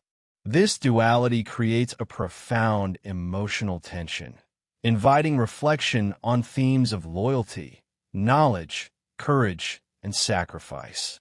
The Gospel portrays him not as a one-dimensional villain, but as a complex human navigating the interplay between spiritual obligation and societal condemnation. Ultimately, understanding the Gospel of Judas through a Gnostic lens deepens both historical and spiritual comprehension. It situates Judas within a philosophical and mystical framework that accounts for his knowledge, his actions, and the broader cosmic significance of the events in which he participated. This perspective challenges conventional moral and historical judgments, encouraging readers to embrace complexity ambiguity, and the possibility that insight, courage, and fidelity to higher knowledge may appear paradoxical or even condemnable in the eyes of society. And as the Gnostic vision unfolds, one question lingers. Could it be that the figure history demonized as the ultimate traitor was, in truth, a vital participant in a cosmic plan, a confidant of hidden knowledge, and a model of loyalty in ways the world could not comprehend? The answer, hidden for centuries within fragile pages, invites reflection, humility, and a radical reconsideration of both history and human understanding. The story of the Gospel of Judas is inseparable from the fragile pages on which it survived, the Codex Chacos. This ancient manuscript, a collection of papyrus leaves bound together in a simple codex, traveled a perilous path across centuries before resurfacing in modern times. Its survival is almost miraculous, considering the environmental hazards, human neglect, and political instability it endured. The Codex itself is a testament to the fragility and resilience of history, a vessel carrying a story that was suppressed, forgotten, and nearly lost to time. The Codex's origins trace back to the early 2nd century, likely composed in a region influenced by Gnostic communities in Egypt. Written in Coptic, a language derived from ancient Egyptian scripts adapted for Christian texts, the manuscript reflects a culture steeped in esoteric knowledge and mystical thought. The scribes who preserved it were acutely aware of the dangers of possession. Hidden teachings, radical reinterpretations of canonical narratives, and ideas contrary to orthodox authority were not merely controversial. They were potentially life-threatening. Every carefully inscribed letter carries the weight of secrecy, suggesting that those who copied the text understood both its significance and its risk. Over the centuries, the Codex traveled through uncertain hands, passing quietly through monasteries, private collections, and perhaps even clandestine networks of scholars interested in preserving hidden knowledge. Its path is a mosaic of mystery, punctuated by periods of obscurity and neglect. At times, it was exposed to decay, humidity, insects, and the fragile nature of papyrus threatening to erase the words forever. Each surviving fragment is, therefore, more than ink on papyrus. It is a survivor of centuries of destruction, a fragile witness to a story that powerful institutions sought to suppress. The modern discovery of the Codex was itself a story of intrigue, serendipity, and controversy. In the 1970s, it resurfaced in a private collection in Egypt, long after its original context had been lost. It was purchased by collectors, examined by scholars, and eventually brought to international attention through painstaking translation and restoration. The fragile leaves required careful handling, advanced imaging techniques, and expert knowledge of Coptic to decipher. Each step of the process was fraught with challenges: missing sections, illegible ink, and the delicate balance of preserving authenticity while revealing hidden content. The Codex's journey also involved disputes over ownership, provenance, and ethical stewardship. As the manuscript entered global consciousness, questions arose about cultural patrimony, the rights of collectors versus nations of origin, and the responsibilities of institutions tasked with preserving such treasures. These controversies mirrored the larger tensions inherent in the gospel itself: questions of authority, secrecy, and interpretation. The story of the Codex's discovery became intertwined with the story it contained, both narratives emphasizing the delicate interplay of chance, human ambition, and historical consequence. Scholarly work on the Codex Chacos revealed surprising insights beyond the text itself. The material composition, ink analysis, and handwriting styles helped date the manuscript, while comparisons with other Gnostic texts illuminated its philosophical context. Restoration efforts employed techniques that balance preservation with accessibility, ensuring that the fragile pages could be studied without further damage. Every fragment, every faded word, became a key to understanding not only the Gospel of Judas, but also the broader intellectual and spiritual environment of early Gnostic communities. The rediscovery of the Codex also sparked debates about interpretation. How should scholars approach a text that survived under such extraordinary circumstances? The fragility of the manuscript mirrored the fragility of its message. Radical, easily misunderstood, and historically marginalized. Every translation, every editorial decision carried the weight of shaping public perception and scholarly understanding. The Codex was not merely a passive artifact. It was an active participant in the ongoing dialogue about faith, morality, and history, challenging researchers to balance fidelity to the original text with clarity for contemporary audiences. Public fascination with the Codex intensified once its contents were revealed.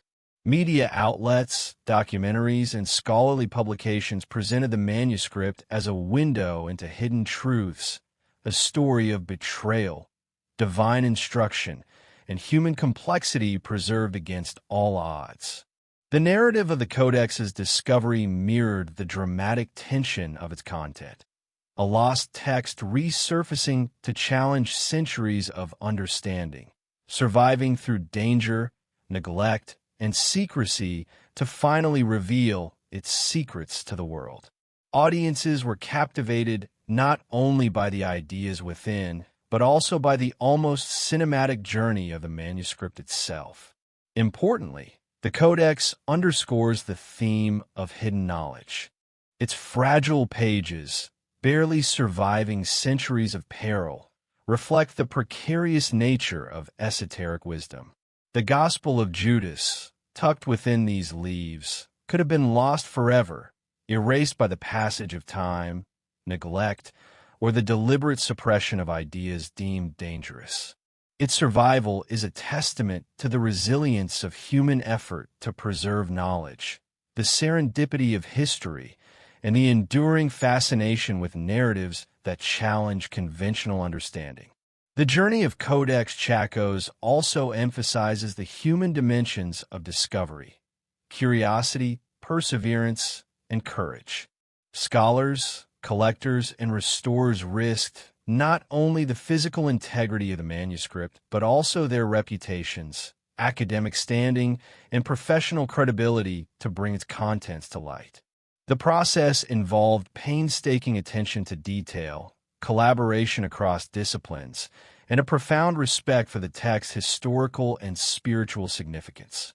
Each page that was preserved and translated represents an act of devotion to truth, scholarship, and the uncovering of hidden history. Ultimately, the Codex Chacos is more than a repository of text. It is a symbol of survival, secrecy, and revelation. Its journey illuminates the stakes of preserving knowledge in a world that often seeks to suppress, simplify, or control narratives. The manuscript's fragile existence and dramatic rediscovery mirror the very themes of the gospel it contains: betrayal and loyalty, secrecy and revelation, human fragility, and the pursuit of understanding beyond appearances. It is a bridge between the distant past and the present, offering both scholars and the wider audience a tangible connection to a story that has been concealed, debated, and finally revealed. As we reflect on the journey of the Codex Chacos, one cannot help but marvel at the improbable chain of survival that brought it to light. It survived neglect, decay, and centuries of misunderstanding to deliver a message that challenges everything we thought we knew about Judas, betrayal, and the early Christian world. And in doing so, it asks a question that resonates across time. What other truths, hidden and fragile, have been lost to history, waiting for the chance to be rediscovered? The revelation of the Gospel of Judas ignited waves of controversy that rippled across both scholarly and religious communities. Its radical reinterpretation of Judas Iscariot's role challenged centuries of established belief, shaking the foundations of traditional Christian morality.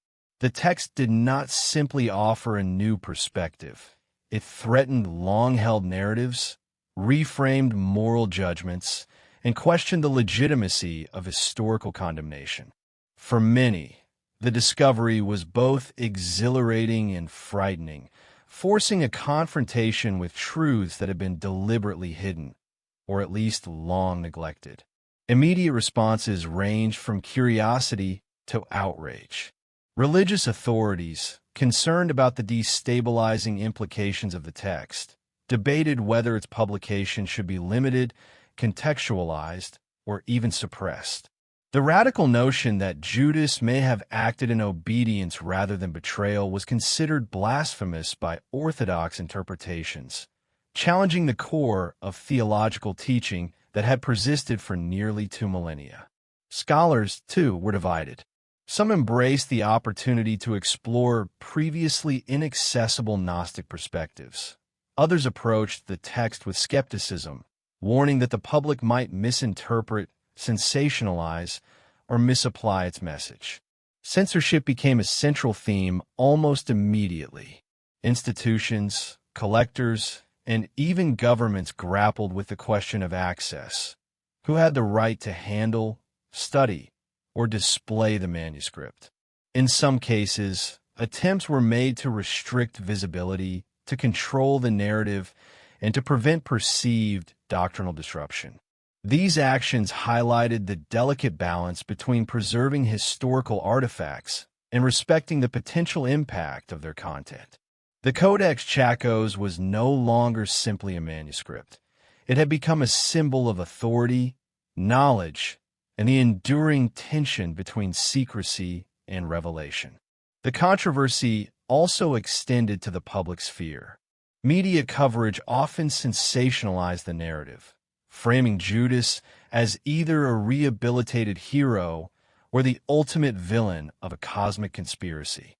Headlines emphasized scandal, betrayal, and moral inversion, feeding a fascination that blurred the line between historical analysis and entertainment. While public interest grew, so did the risk of distortion. Scholars and theologians warned that the nuances of Gnostic philosophy, the subtleties of translation, and the ethical complexities within the text were easily lost when reduced to headlines and sound bites. The tension between academic precision and popular curiosity intensified the stakes, underscoring the delicate nature of interpreting and disseminating such a provocative manuscript. Theologically, the Gospel's revelation was explosive. For centuries, Judas had been cast as the ultimate symbol of treachery, an eternal warning against disloyalty and greed. By presenting him as a chosen disciple, privy to the deepest spiritual truths, the text directly challenged canonical teachings and doctrinal authority. Clergy and laypeople alike wrestled with cognitive dissonance. How could the man condemned for millennia be reframed as a necessary participant in divine purpose? The moral and spiritual implications were enormous, prompting intense debate over the nature of betrayal, obedience, and ethical judgment. Controversy extended beyond religion into the realms of academia and cultural politics. Questions arose over provenance, ownership, and the ethics of publication. Who had the right to decide how the text should be interpreted or shared? How should scholars balance historical fidelity with contemporary sensitivity? These debates mirrored the content of the manuscript itself. Issues of authority, secrecy, and judgment intertwined, reflecting the very tensions that the Gospel of Judas portrays in its narrative. The Codex, fragile and ancient, became a focal point not just for discovery, but for disputes about cultural stewardship and intellectual responsibility. Censorship, whether overt or subtle, also highlights the enduring fear of disruptive knowledge. The manuscript's radical interpretation of Judas' role challenges entrenched hierarchies and moral certainties. Institutions, fearing doctrinal upheaval or public misunderstanding, at times hesitated to release translations, delay publications, or restrict access to scholars. These measures, while intended to protect or contextualize, paradoxically mirror the very secrecy that the gospel itself suggests was historically imposed on esoteric knowledge. In a sense, the Codex's modern journey echoes its ancient survival, hidden, protected, yet persistently seeking the light of understanding. The controversy fueled intense scholarly discourse. Linguists, theologians, and historians meticulously analyzed the text, debating the accuracy of translations, the authenticity of passages, and the implications for early Christian thought. Disagreements were often fierce, reflecting the high stakes of interpretation. Some argued that the manuscript merely represented a marginal Gnostic perspective, interesting but not historically transformative. Others contended that it demanded a re-evaluation of the moral and spiritual narratives surrounding Jesus and his disciples. Every translation, every footnote, and every scholarly article became part of a broader struggle to balance insight with caution, revelation with restraint. Censorship, however, was not only institutional. It also emerged culturally through the shaping of public perception. For centuries, Judas' image had been simplified, caricatured, and morally weaponized. The Gospel's reimagining of his role threatened to disrupt this narrative, challenging long-standing cultural symbols and collective understanding.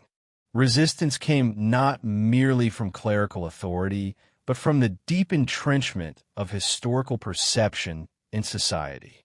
Changing the narrative of a figure like Judas is not simply an intellectual exercise.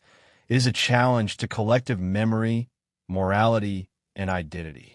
Amidst this turmoil, the text's survival and eventual publication highlight the persistence of knowledge. Despite centuries of suppression, neglect, and controversy, the manuscript reached a moment of revelation, offering scholars and the public alike the opportunity to engage with hidden perspectives.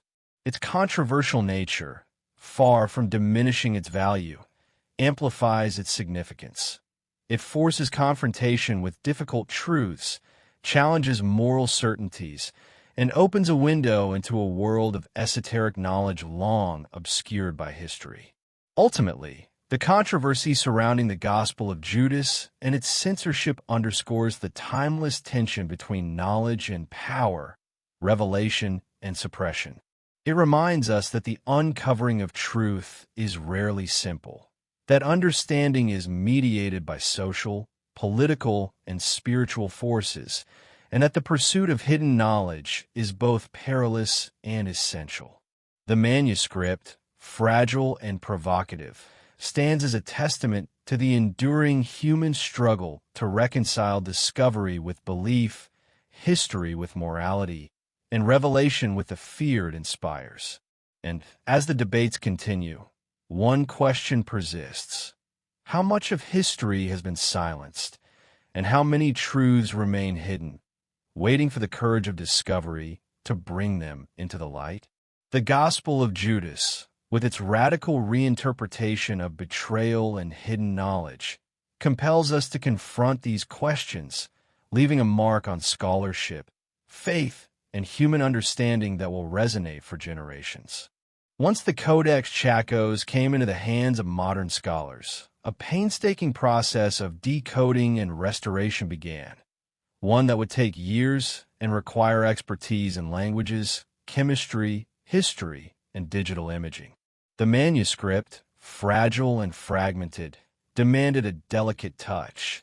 Any misstep could have destroyed centuries of preserved knowledge. Each page was a puzzle, riddled with missing fragments, faded ink, and damaged edges, challenging even the most seasoned experts. Decoding the Codex was not simply an academic task. It was a race against time and entropy, a battle to preserve both the physical manuscript and the radical ideas it contained. The first challenge lay in its linguistic complexity. Written in Coptic, the language posed difficulties for translation, as subtle nuances in grammar, syntax, and vocabulary could dramatically alter meaning. Scholars had to consider multiple dialects, historical shifts in terminology, and the possibility of intentional ambiguity embedded by the original authors.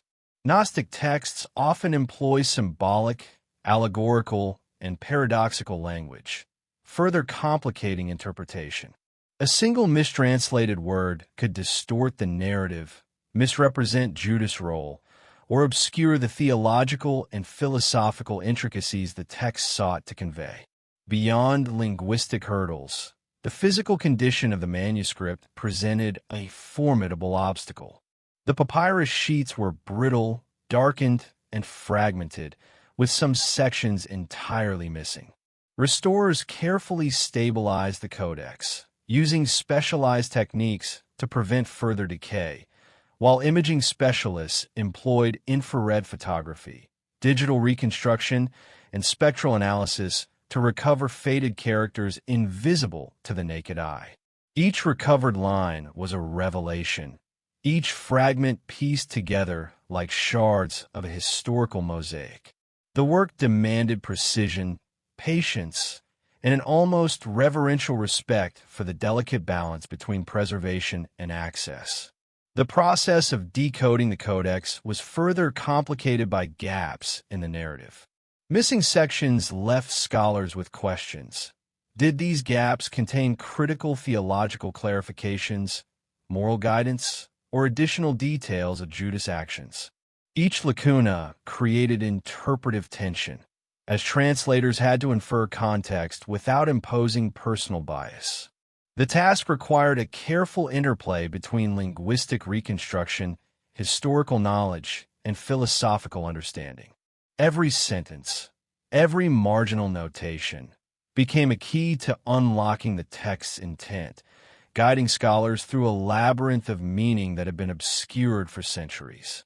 The Codex also demanded interdisciplinary collaboration. Linguists worked alongside historians to contextualize the manuscript within 1st and 2nd century Judea, examining social, political, and religious conditions that shaped its composition.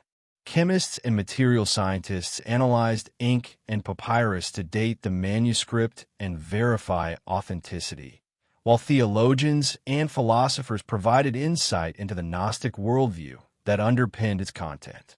This convergence of disciplines transformed the decoding process into a multidimensional investigation, revealing not just the words themselves, but the cultural, spiritual, and historical ecosystem from which they emerged. As scholars worked through the manuscript, the radical nature of its content became increasingly apparent. Judas was depicted not as a betrayer, but as a chosen confidant, privy to the Messiah's deepest secrets.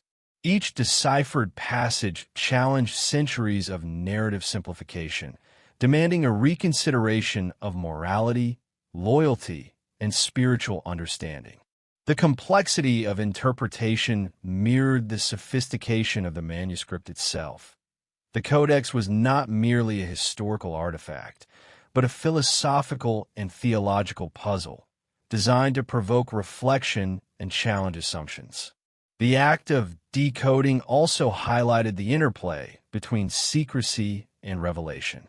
Gnostic texts often preserve knowledge in a manner intended to be accessible only to the initiated.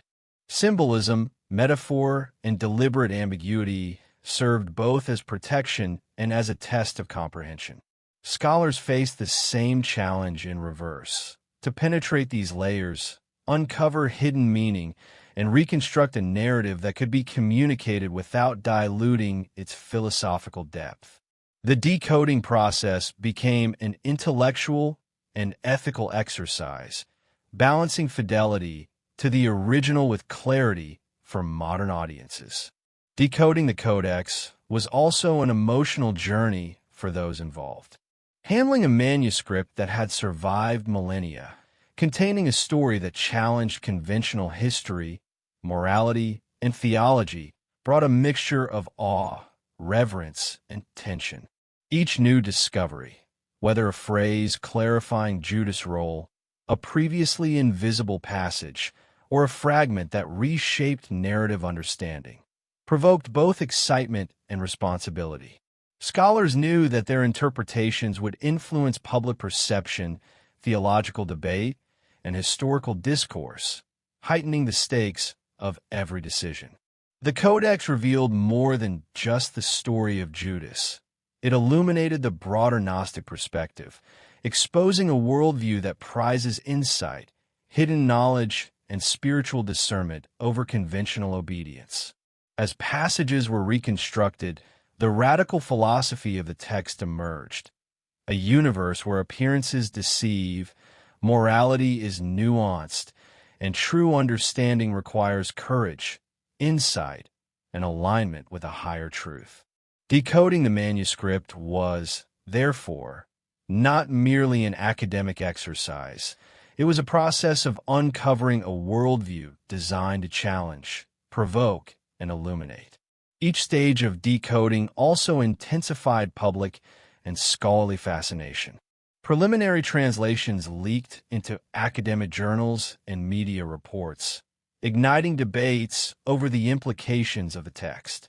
Headlines emphasized scandal and reinterpretation, while conferences and symposia dissected every nuance.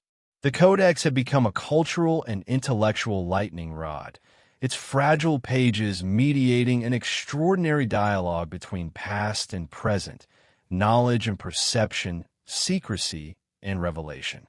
Ultimately, decoding the Codex Chacos represents a triumph of perseverance, interdisciplinary collaboration, and human curiosity.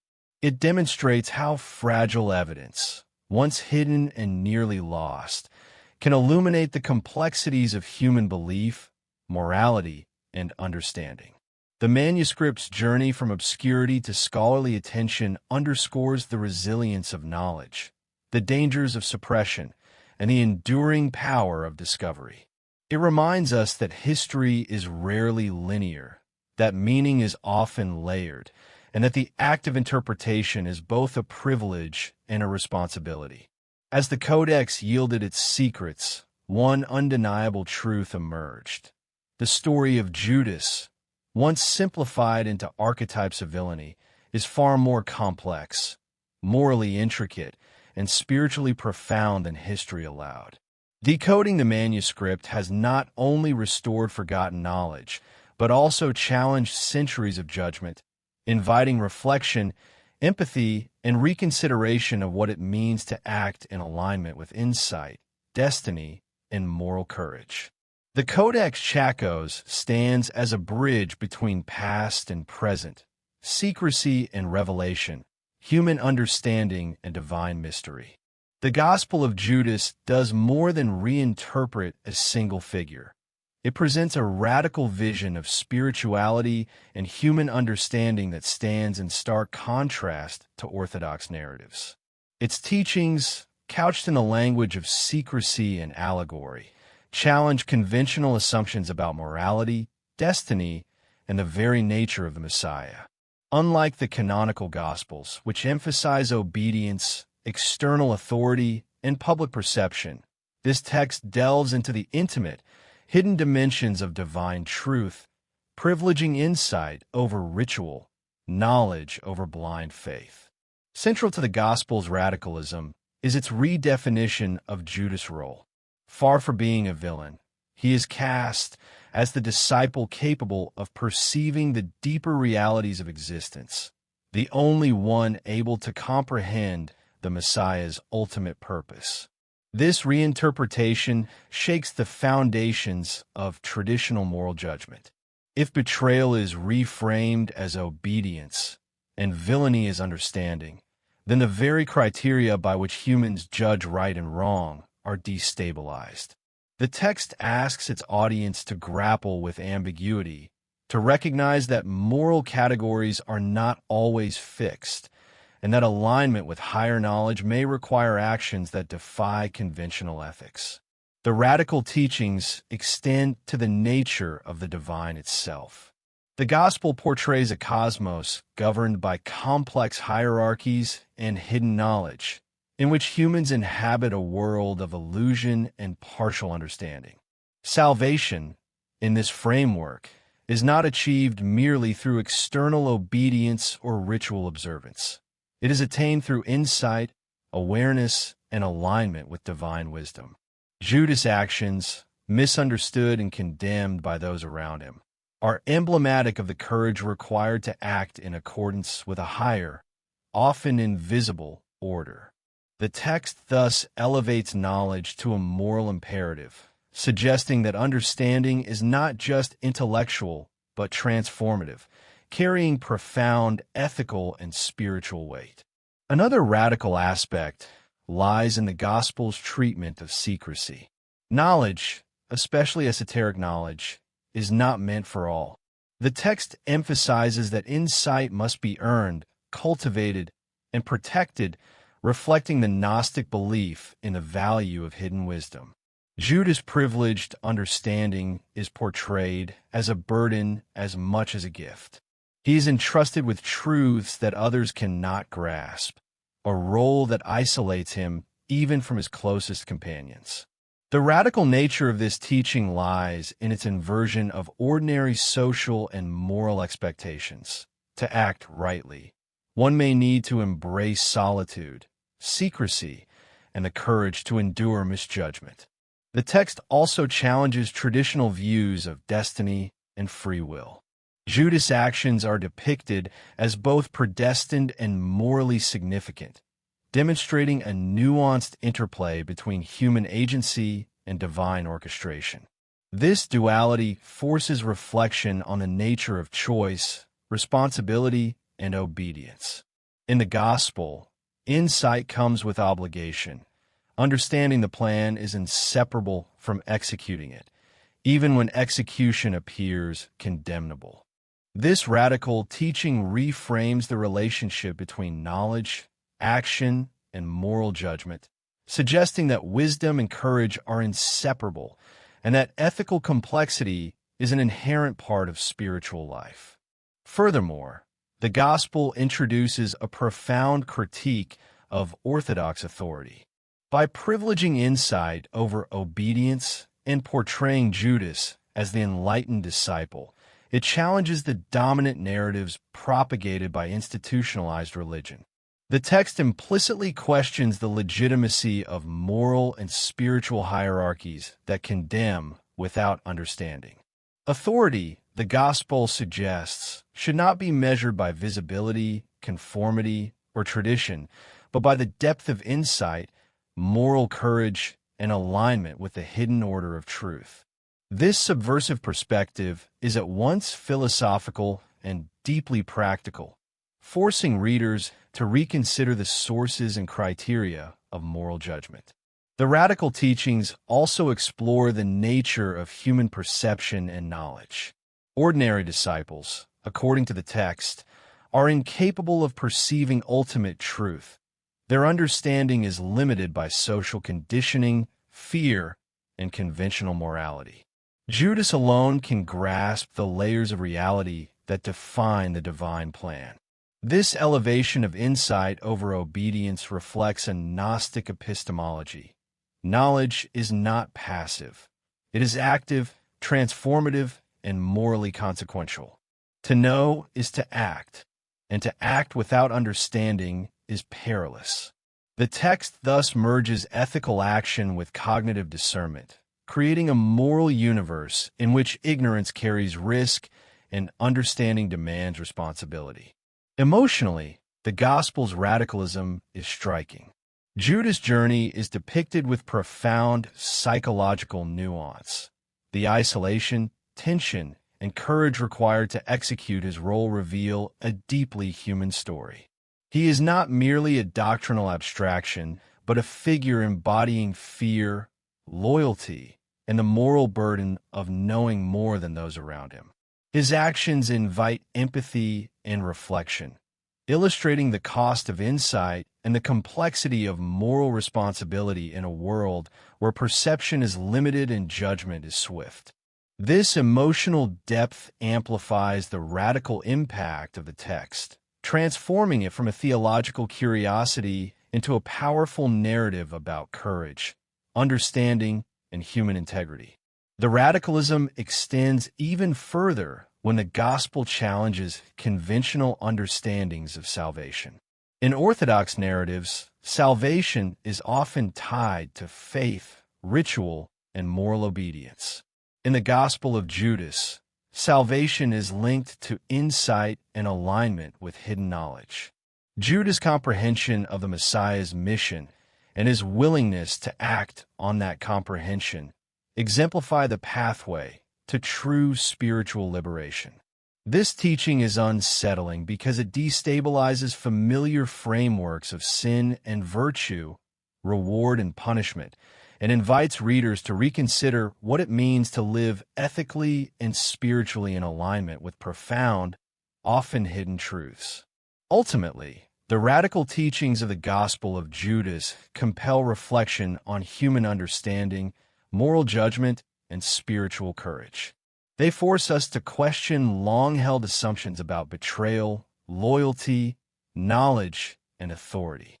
They ask whether conventional morality is sufficient to navigate the complexities of existence, and whether true insight requires actions that defy societal norms. The text is both philosophical and deeply human, a meditation on the paradoxes of knowledge, the burdens of awareness, and the transformative power of courage in the pursuit of understanding. As the radical teachings unfold, one question resonates.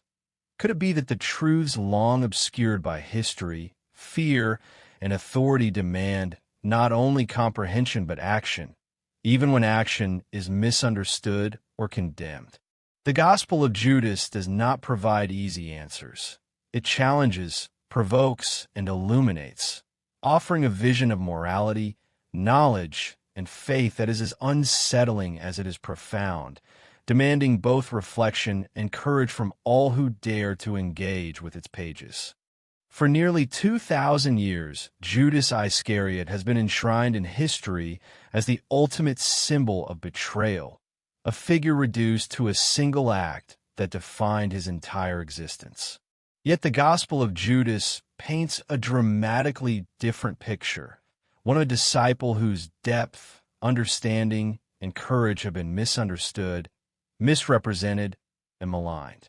To appreciate this, one must step into the complex inner world of a man caught between divine instruction, human expectation, and societal condemnation. Judas, as depicted in the Codex, is not motivated by greed, envy, or malice. He is a chosen confidant, entrusted with knowledge and insight denied to his peers. This radical reinterpretation reframes the very concept of betrayal. What appears as treachery to the uninitiated is, in fact, an act of fidelity to a higher order. The burden of understanding sets him apart, isolating him emotionally and spiritually, even as he moves among those he once called companions. His life becomes a delicate balancing act between what he knows and what the world perceives, a tension that defines every choice he makes. The Gospel emphasizes the psychological complexity of Judas' position. Unlike the other disciples, who are depicted as earnest but spiritually limited, he carries the weight of foresight. He understands the ultimate significance of events, the necessity of his role, and the consequences of his obedience. This knowledge comes at a profound cost. He must act in ways that invite misjudgment, fear, and condemnation. Each step he takes is shadowed by the anticipation of misunderstanding, Yet he persists, guided by insight and moral courage. The tension between perception and reality, between societal judgment and divine purpose, forms the core of his misunderstood existence. Emotionally, the text humanizes Judas in ways previously obscured by centuries of simplified narratives. His isolation is palpable. He is depicted as wrestling with fear, doubt, and loneliness, yet continually choosing the path dictated by knowledge and conscience. The Gospel invites readers to empathize with him, to recognize that true courage often involves enduring scorn, remaining steadfast in purpose, and acting with fidelity even when condemned. In this sense, Judas' life becomes a meditation on the human cost of insight and the moral courage required to navigate complex ethical terrain. The misunderstood nature of Judas also extends to his relationship with Jesus.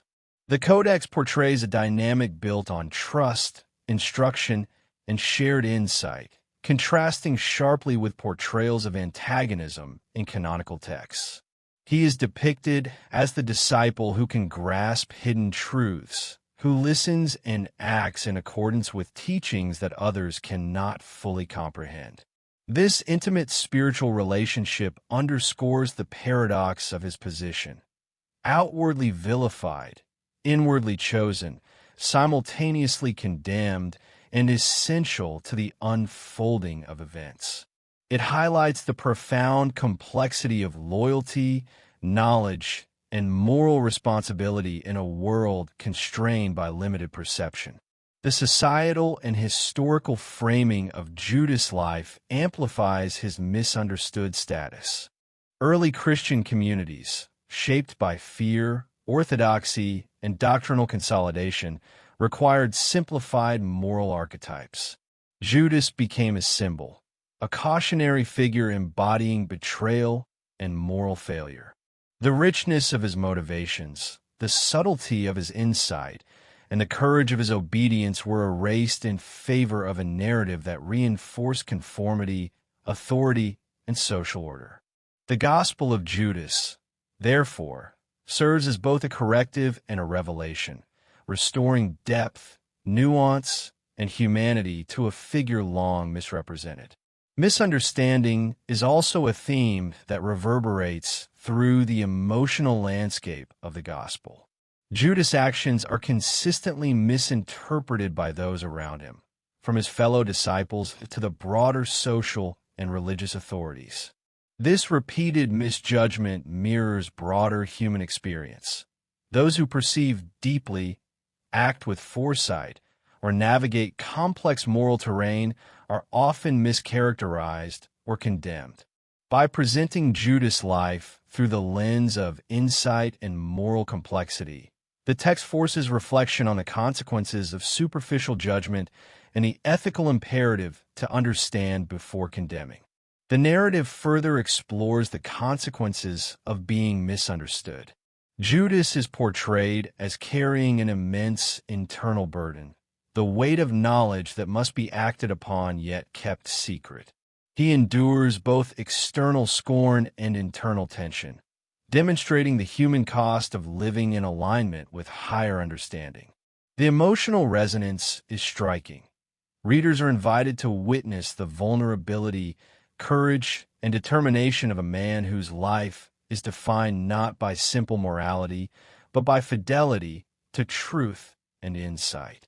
In doing so, the gospel transforms Judas from a one-dimensional villain into a profoundly human figure, navigating an impossible moral and spiritual terrain. The misunderstood disciple also challenges contemporary perceptions of loyalty and betrayal.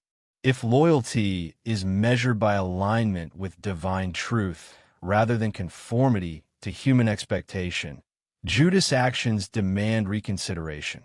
The gospel suggests that true loyalty may require acting in ways that appear incomprehensible or even condemnable to those who cannot perceive the full scope of knowledge.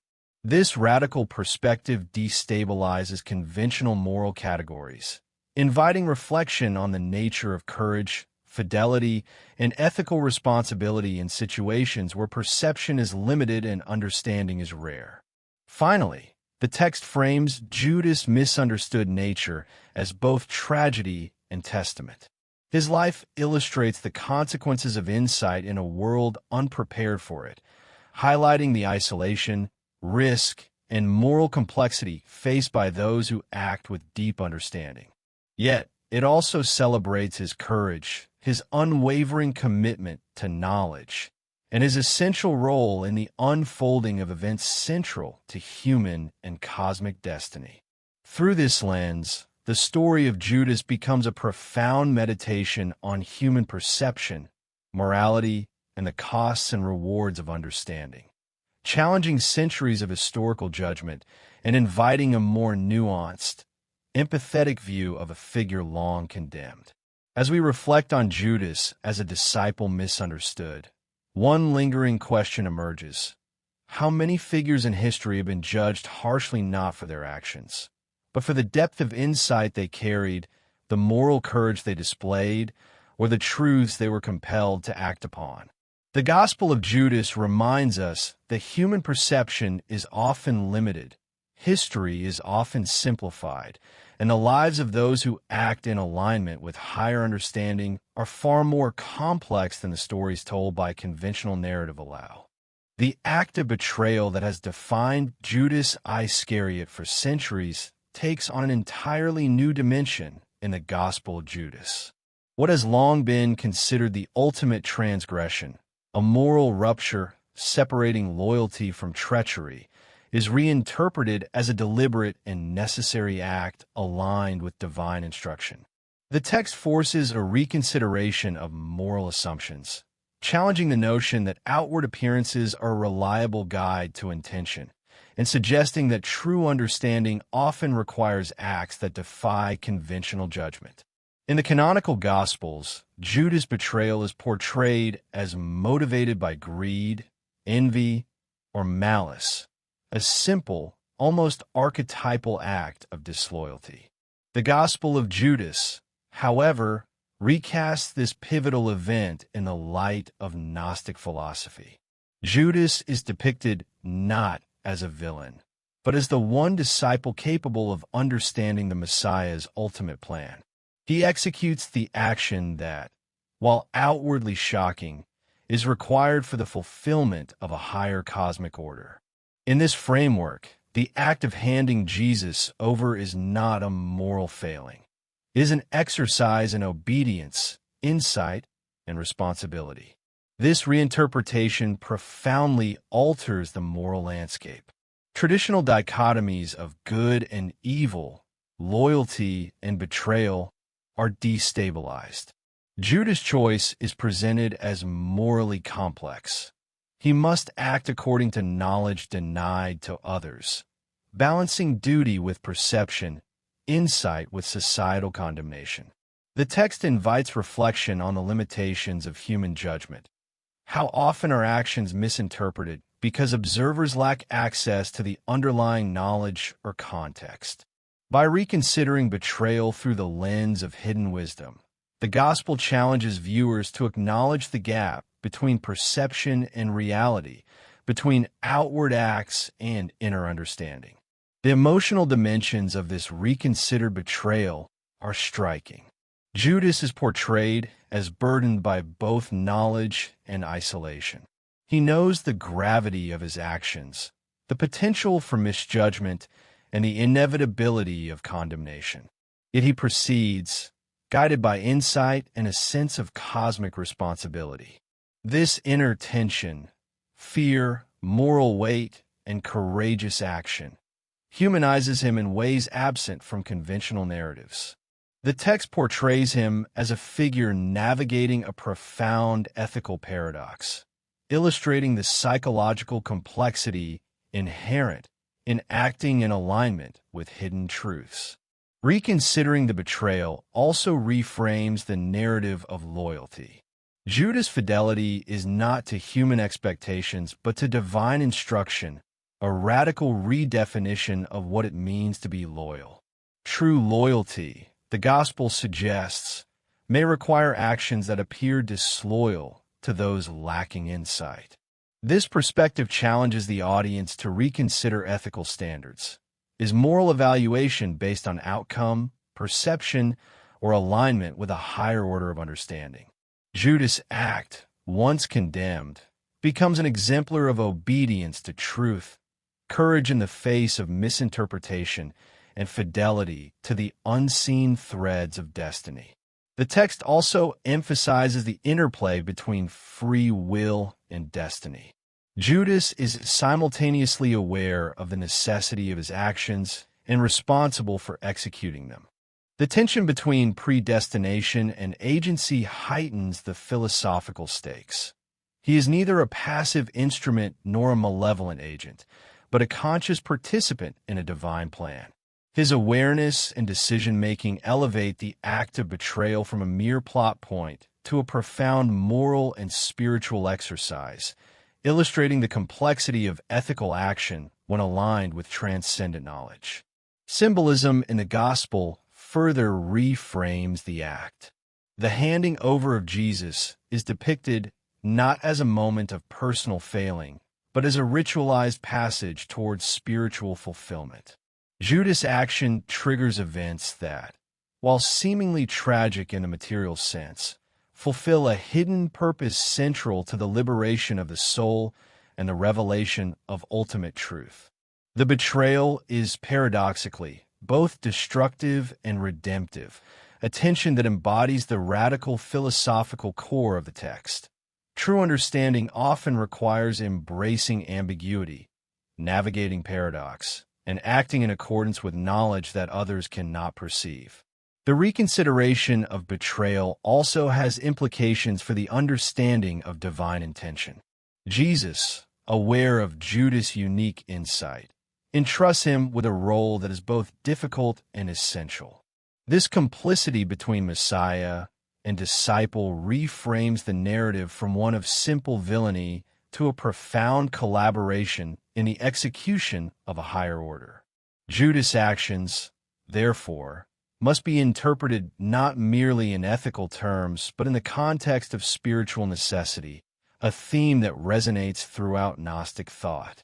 The text invites the audience to consider the moral courage required to act in obedience to principles beyond ordinary comprehension. Historically, this reinterpretation challenges entrenched theological narratives.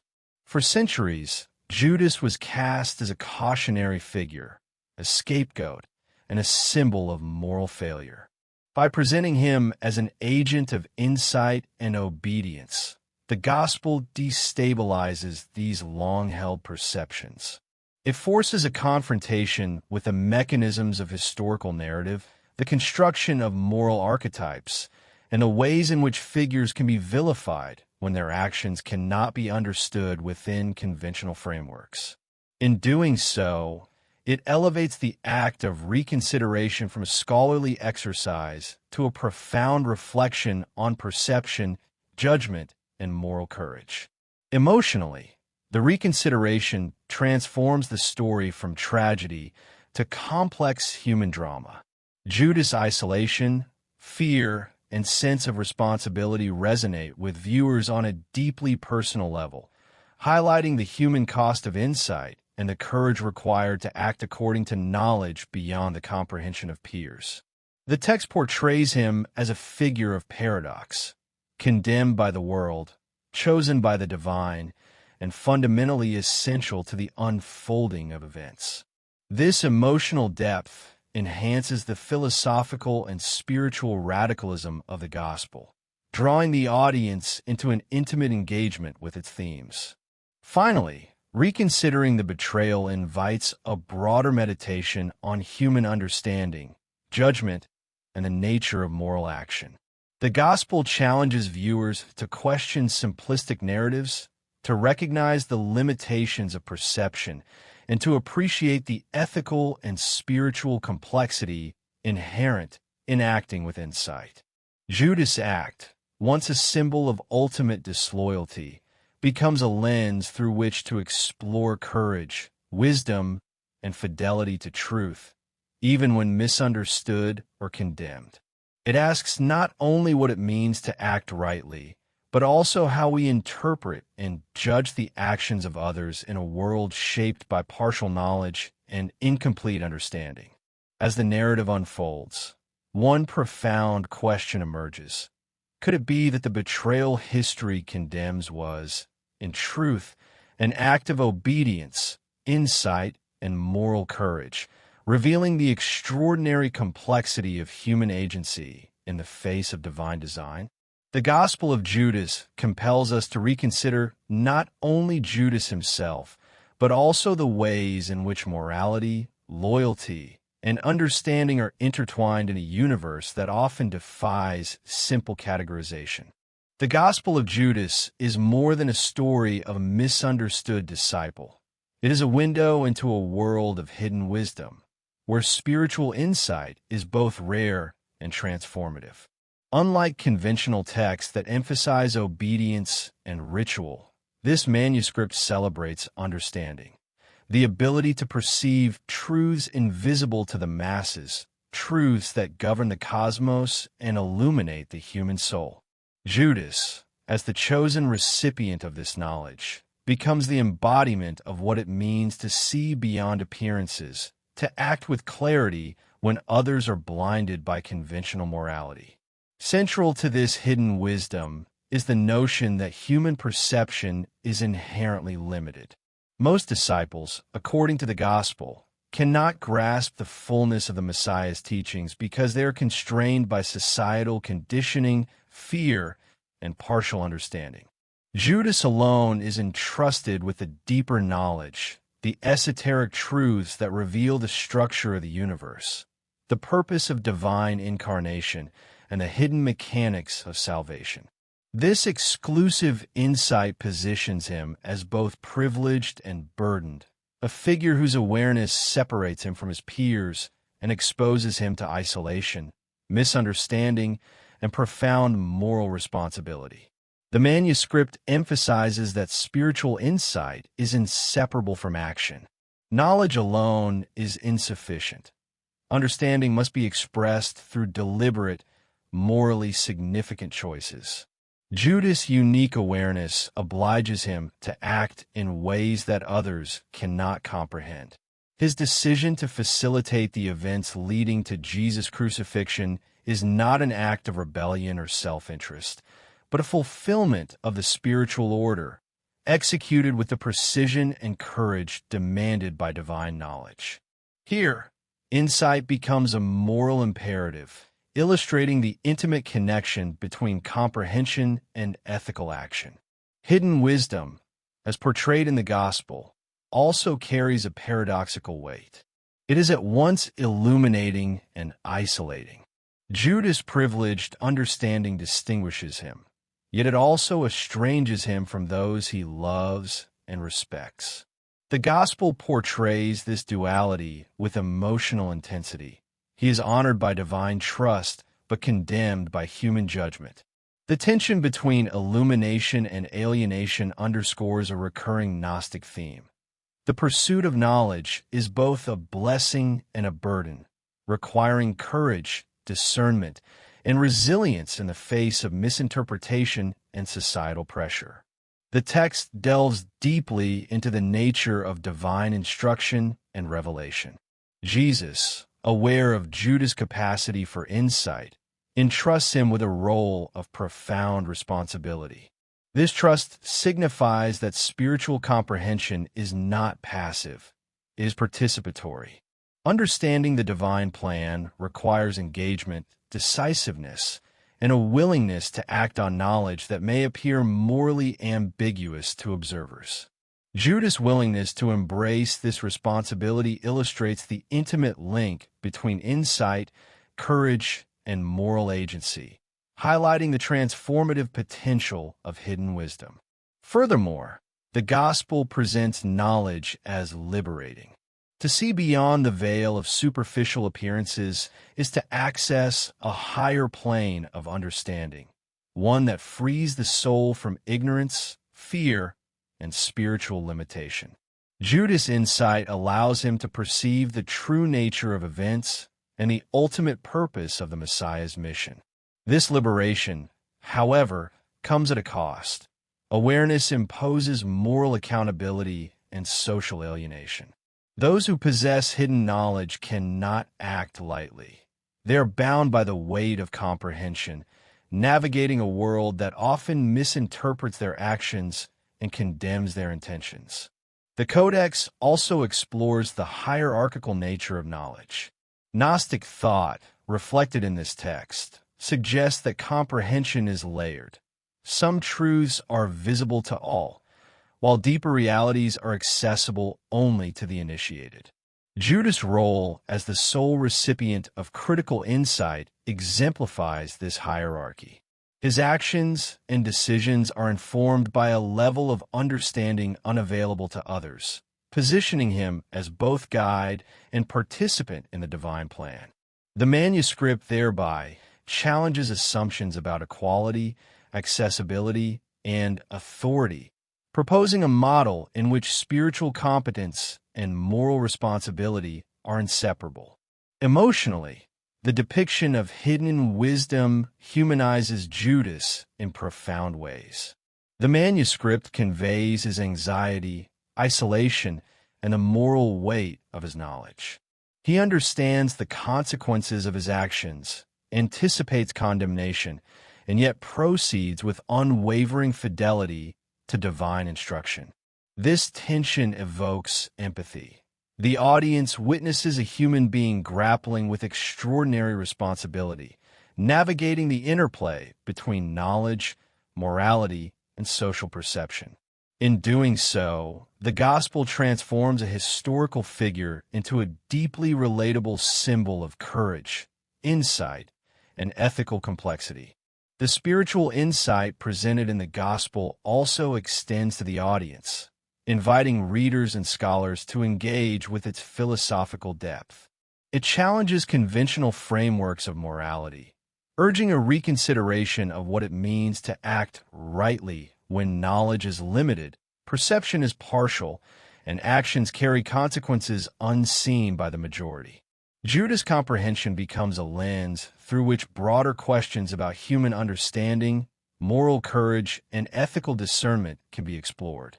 The text elevates hidden wisdom from esoteric doctrine to a profound meditation on human and cosmic responsibility. Ultimately, the Gospel of Judas portrays hidden wisdom as both transformative and ethically demanding. Insight confers power, but also responsibility, isolation, and the need for moral courage. Judas embodies this duality, privileged, burdened, misunderstood, yet unwavering in fidelity to the truths entrusted to him. The manuscript's depiction of spiritual insight reframes the narrative of betrayal, recasts conventional moral categories, and invites reflection on the nature of knowledge, morality, and human agency. As the story of hidden wisdom unfolds, one question lingers with the audience. If true understanding carries such profound responsibility, what moral and spiritual obligations accompany the knowledge we ourselves possess, and how might perception limit or distort our judgment of others? The Gospel of Judas, through its portrayal of insight and comprehension, challenges us to confront the complexity of truth, the courage required to act upon it, and the costs of seeing beyond the obvious in a world bound by misunderstanding and conventional morality. Within the fragile pages of the Gospel of Judas lies a trove of teachings that challenge everything familiar about the life and message of Jesus. Unlike the canonical Gospels, which present lessons in public morality, parables, and ritual, this text emphasizes secret knowledge intended only for a select few, those capable of understanding and acting upon truths too profound for general comprehension. These lost teachings are less about external behavior and more about inner enlightenment, revealing a spiritual framework that emphasizes perception, insight, and alignment with divine truth. The text portrays Jesus as a teacher of the hidden, guiding disciples toward understanding that transcends conventional morality. His instructions are often cryptic, layered with metaphor, and deliberately enigmatic, designed to provoke reflection and discernment. Judas, the sole disciple capable of comprehending these lessons fully, is positioned as both student and executor of the divine plan. This exclusivity emphasizes the radical nature of the teachings. Insight is not a birthright, nor is it universally accessible. It is a pursuit that demands intellectual, emotional, and moral engagement. The lost teachings thus redefine the relationship between knowledge, action, and spiritual evolution. Many of the lessons contained in the manuscript revolve around the nature of the cosmos, the human soul, and the journey toward liberation. Jesus conveys that the material world is a realm of illusion, governed by forces beyond ordinary perception. Ordinary disciples, bound by conventional understanding, are unable to see the layers of spiritual reality that structure existence. Judas alone can discern the ultimate truth, that suffering, betrayal, and earthly events are not random misfortunes, but necessary stages in a carefully orchestrated divine plan. By revealing this knowledge, the text invites reflection on the meaning of events in human life, urging an ethical and spiritual response guided by insight rather than reaction. The lost teachings also explore the interplay between freedom and destiny. Jesus emphasizes that true discipleship involves both knowledge and action. Insight without execution is incomplete, while action without comprehension is misguided. Judas' role is emblematic of this duality. He understands the divine plan and must act accordingly, even when his actions appear morally ambiguous or socially unacceptable. This lesson challenges conventional notions of human agency, suggesting that true alignment with spiritual purpose requires courage, discernment, and a willingness to act in accordance with knowledge beyond ordinary perception. Another profound aspect of the lost teachings lies in their ethical subtlety. Unlike the clear moral instructions of canonical texts, these lessons emphasize nuance, paradox, and the limitations of conventional judgment. Judas' understanding allows him to navigate moral terrain that appears contradictory to those without insight. For instance, the act traditionally condemned as betrayal is reframed as obedience and fidelity to truth. In this framework, ethical action is inseparable from comprehension. Moral judgment must account for both visible action and hidden intent. This radical reinterpretation destabilizes simplified notions of right and wrong, urging reflection on the complexity of human behavior and divine design. The teachings also emphasize the transformative power of knowledge. Jesus portrays understanding as a path to liberation, both spiritual and existential. To perceive the hidden structures of reality is to gain autonomy over fear, misperception, and spiritual limitation. Judas' comprehension positions him as a guide, mediator, and participant in a process that elevates consciousness beyond ordinary human experience. The lost teachings thus present insight as a vehicle for ethical, emotional, and spiritual development, illustrating that knowledge is inseparable from responsibility, courage, and moral discernment. Emotionally, these teachings deepen the narrative of Judas' journey. He is not a passive observer, but an active participant, grappling with fear, doubt, and the moral weight of decisions that affect not only his destiny, but the unfolding of divine purpose. The manuscript portrays his inner struggle with empathy and psychological depth. He endures misunderstanding, isolation, and the risk of condemnation while faithfully executing the lessons entrusted to him. This humanization intensifies the emotional impact, transforming a historical figure long vilified into a symbol of courage, insight, and ethical complexity. The lost teachings also challenge conventional interpretations of salvation. In Orthodox texts, salvation is often framed through obedience, faith, or ritual participation. In the Gospel of Judas, it is achieved through comprehension and alignment with hidden truths. Judas' role demonstrates that liberation is not merely a matter of belief, but a function of insight and action. Understanding the divine plan, acting upon it courageously, and navigating moral complexity are all essential components of spiritual fulfillment.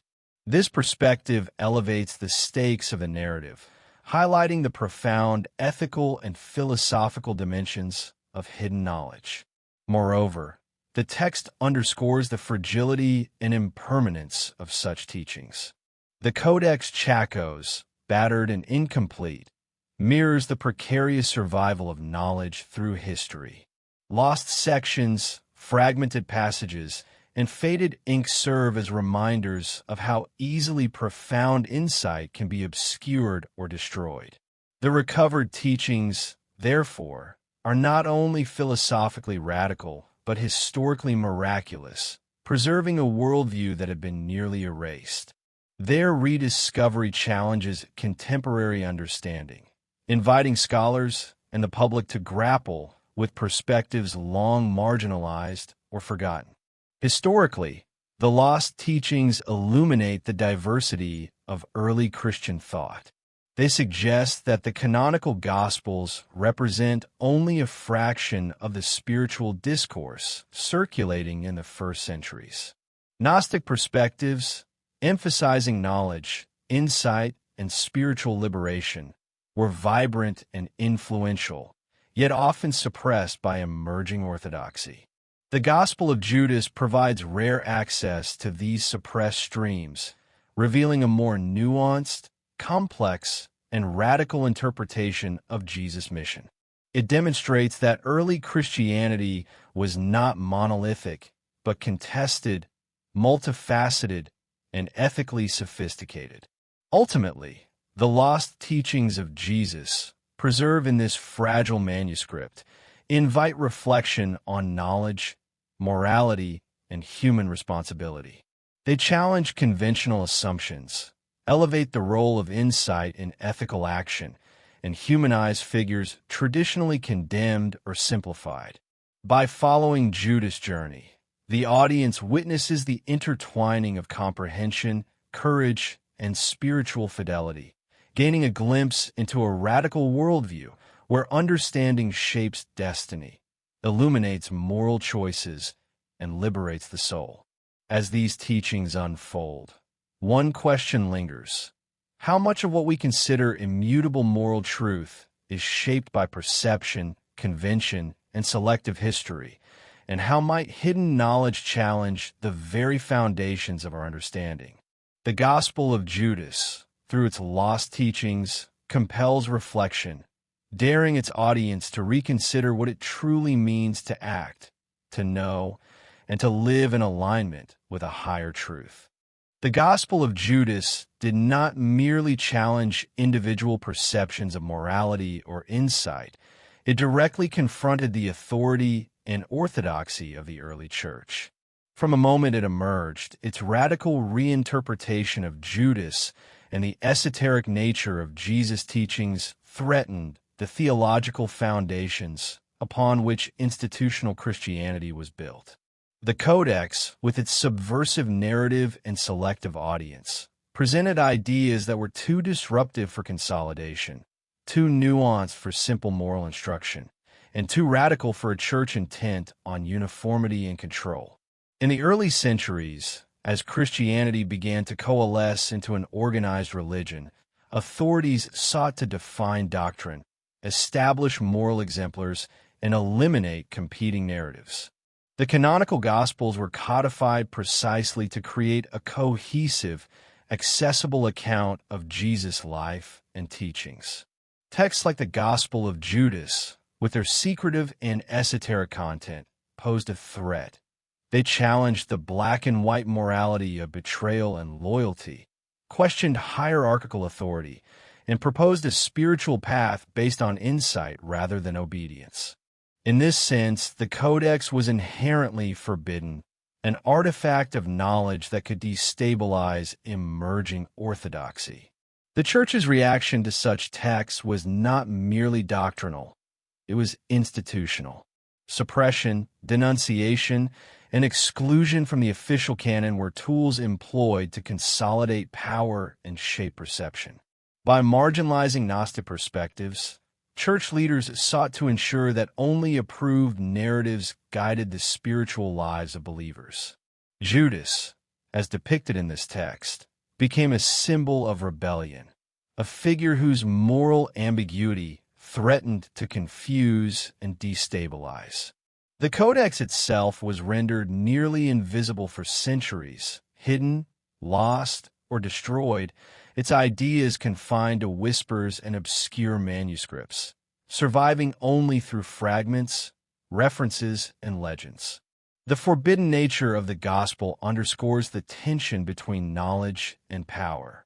Insights that challenged authority were deemed dangerous, not necessarily morally wrong.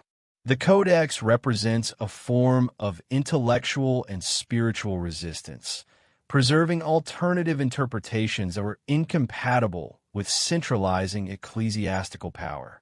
By reconsidering Judas and emphasizing hidden wisdom, it questioned who has the right to define morality, the meaning of obedience, and the path to spiritual fulfillment. These questions were too radical for an institution invested in maintaining doctrinal clarity and social cohesion. Historically, the suppression of such texts illustrates the broader struggle between competing visions of Christianity. The Gnostic worldview, emphasizing hidden knowledge, personal insight, and spiritual liberation, was vibrant and influential in the 1st and 2nd centuries. However, as the Church sought to establish uniform belief, these perspectives were actively marginalized. Texts like the Gospel of Judas were deliberately excluded from public teaching, and their existence threatened to reveal that early Christian thought was far more diverse, experimental, and philosophically sophisticated than Orthodox history acknowledges. The emotional resonance of the Church's suppression is significant. It conveys the human cost of doctrinal consolidation, both for those whose works were hidden and for generations of believers denied access to alternative spiritual perspectives. The Codex, nearly lost to time, embodies a story of intellectual bravery and persecution, of knowledge preserved in the shadows while institutional forces sought to control narrative and morality. In this light, the Gospel of Judas is not merely a manuscript. It is a testament to the persistence of insight and the resilience of hidden truth against suppression. The forbidden status of the Gospel also amplified its mystique. For centuries, whispers about secret Gospels, alternative teachings, and suppressed wisdom fueled speculation, debate, and intrigue. Scholars, historians, and theologians who stumbled upon fragments of Gnostic texts were confronted with both the excitement of discovery and the weight of historical censorship. Each rediscovered fragment became a symbol of lost possibilities, alternative narratives, moral reinterpretations, and philosophical depth hidden for centuries. The Gospel of Judas exemplifies this tension between revelation and concealment, curiosity and control, insight and authority. The Codex further exposes the paradox of institutionalized belief. By labeling the text forbidden, the Church inadvertently enhanced its power and allure. The very act of suppression signals that the content contains transformative, potentially destabilizing ideas. For modern audiences, this forbidden aura magnifies curiosity. Why was Judas condemned, and why were these teachings hidden? The Codex becomes both a historical artifact and a philosophical challenge, inviting reflection on the ways institutions manage knowledge, morality, and perception. Ultimately, the forbidden status of the Gospel of Judas demonstrates the intersection of knowledge, power, and morality.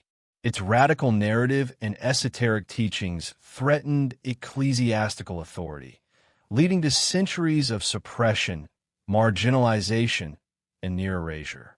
Yet its survival, fragmented, rediscovered, and painstakingly decoded, reveals the enduring human quest for insight, the persistence of alternative perspectives, and the moral and spiritual courage required to preserve knowledge in the face of institutional opposition. As one contemplates the Codex within this context, a profound question emerges. What truths have been hidden, forgotten, or suppressed by those in power? And how might our understanding of history, morality, and spirituality shift if these lost perspectives are finally illuminated? The forbidden Gospel of Judas, once silenced, now challenges modern readers to confront history, authority, and the very nature of divine knowledge, offering a narrative both radical and enduring. The Gospel of Judas, long buried in obscurity and shadowed by centuries of ecclesiastical suppression, resurfaced in the late 20th century in a manner as dramatic as the stories contained within its fragile pages.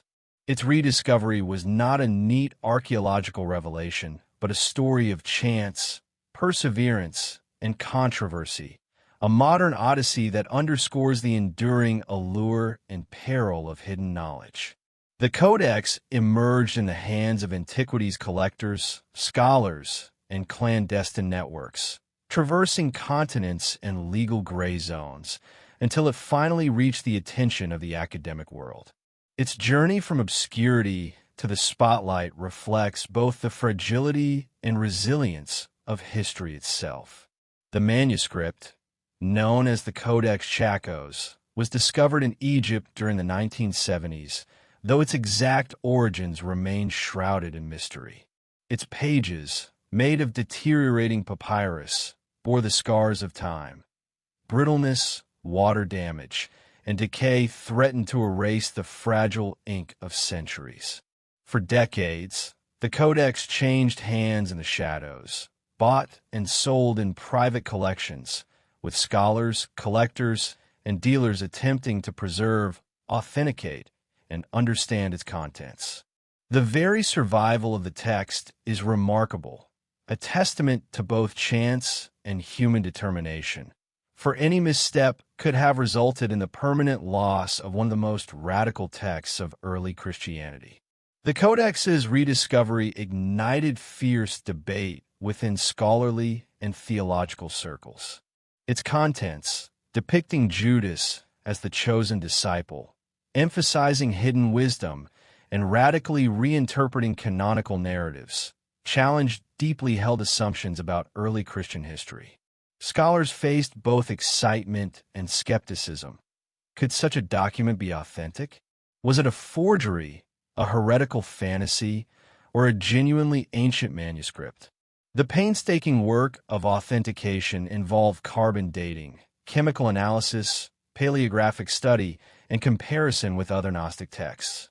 Each step revealed the Codex's authenticity and antiquity, situating it firmly in the 2nd century, contemporaneous with other Gnostic manuscripts like the Nag Hammadi texts. The rediscovery also highlighted the delicate intersection between scholarship and media. As word of the Codex spread, public fascination grew.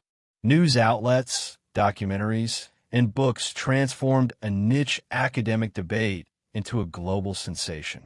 Suddenly, the once-forgotten Gospel of Judas became a source of intrigue, controversy, and debate, challenging popular perceptions of Judas, Jesus, and early Christian theology.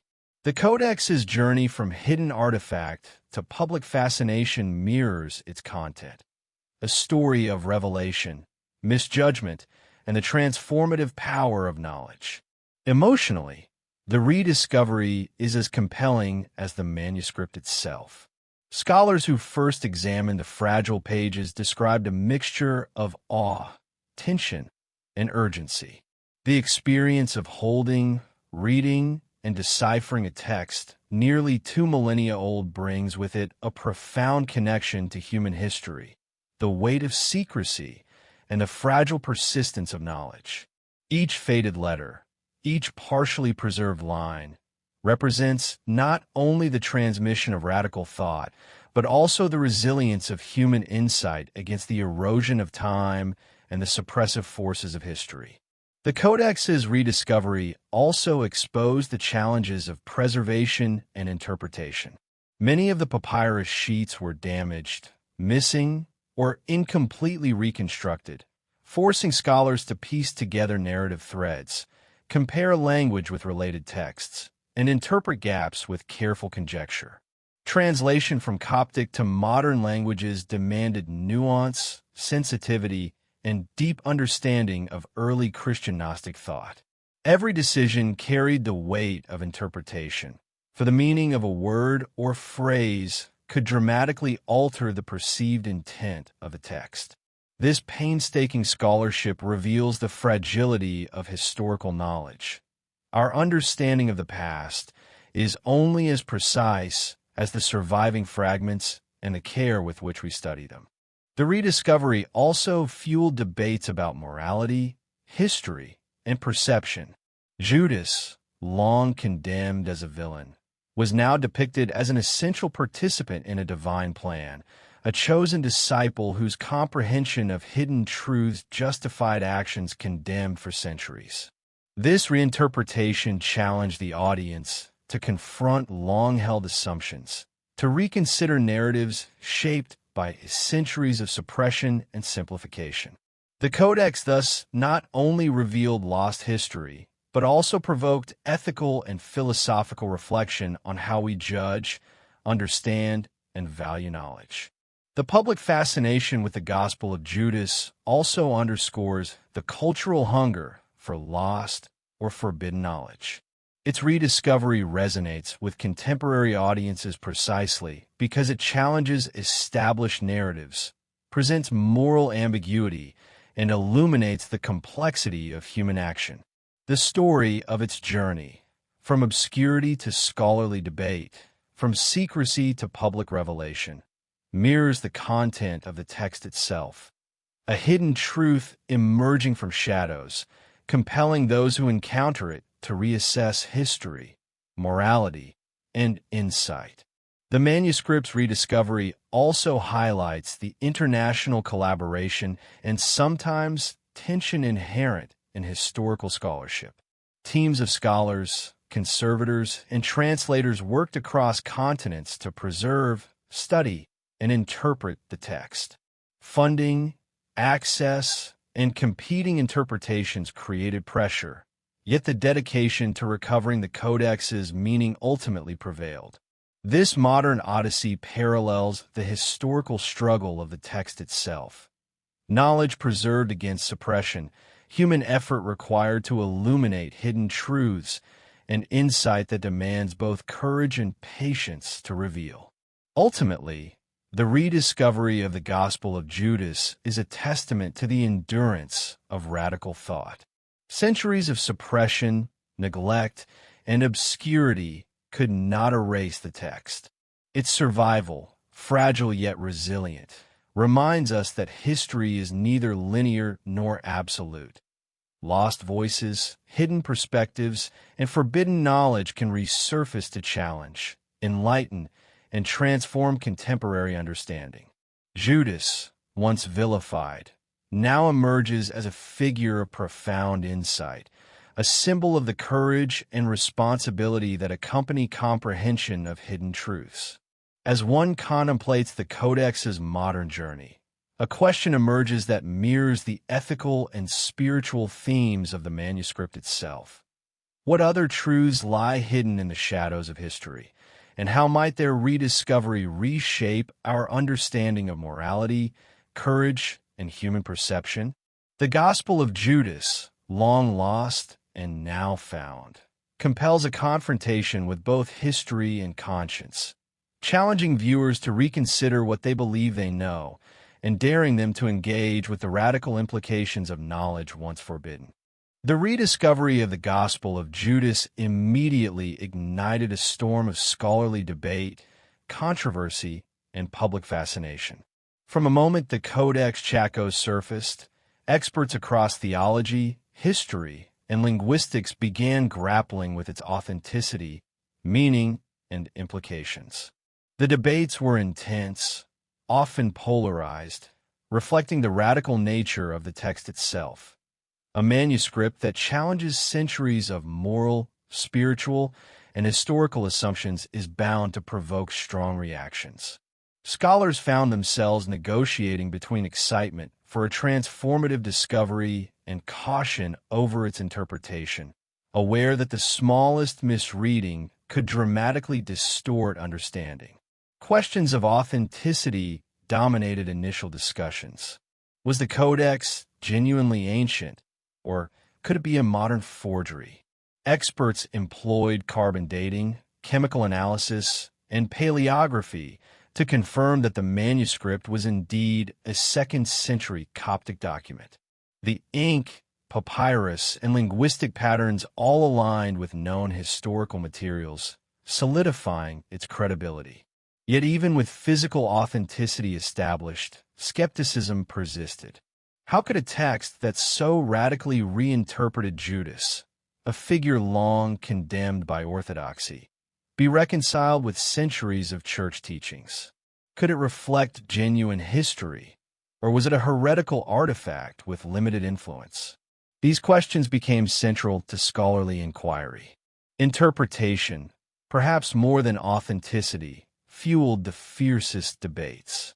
The Gospel portrays Judas not as a villain, but as the chosen disciple entrusted with secret knowledge, a radical departure from canonical portrayals.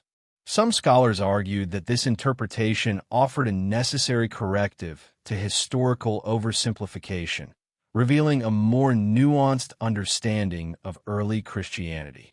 Others contended that it represented fringe Gnostic thought, marginal at best, irrelevant to mainstream historical narratives.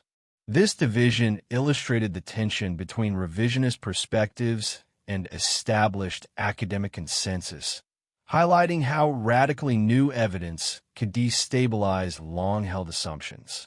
Theological debates further intensified.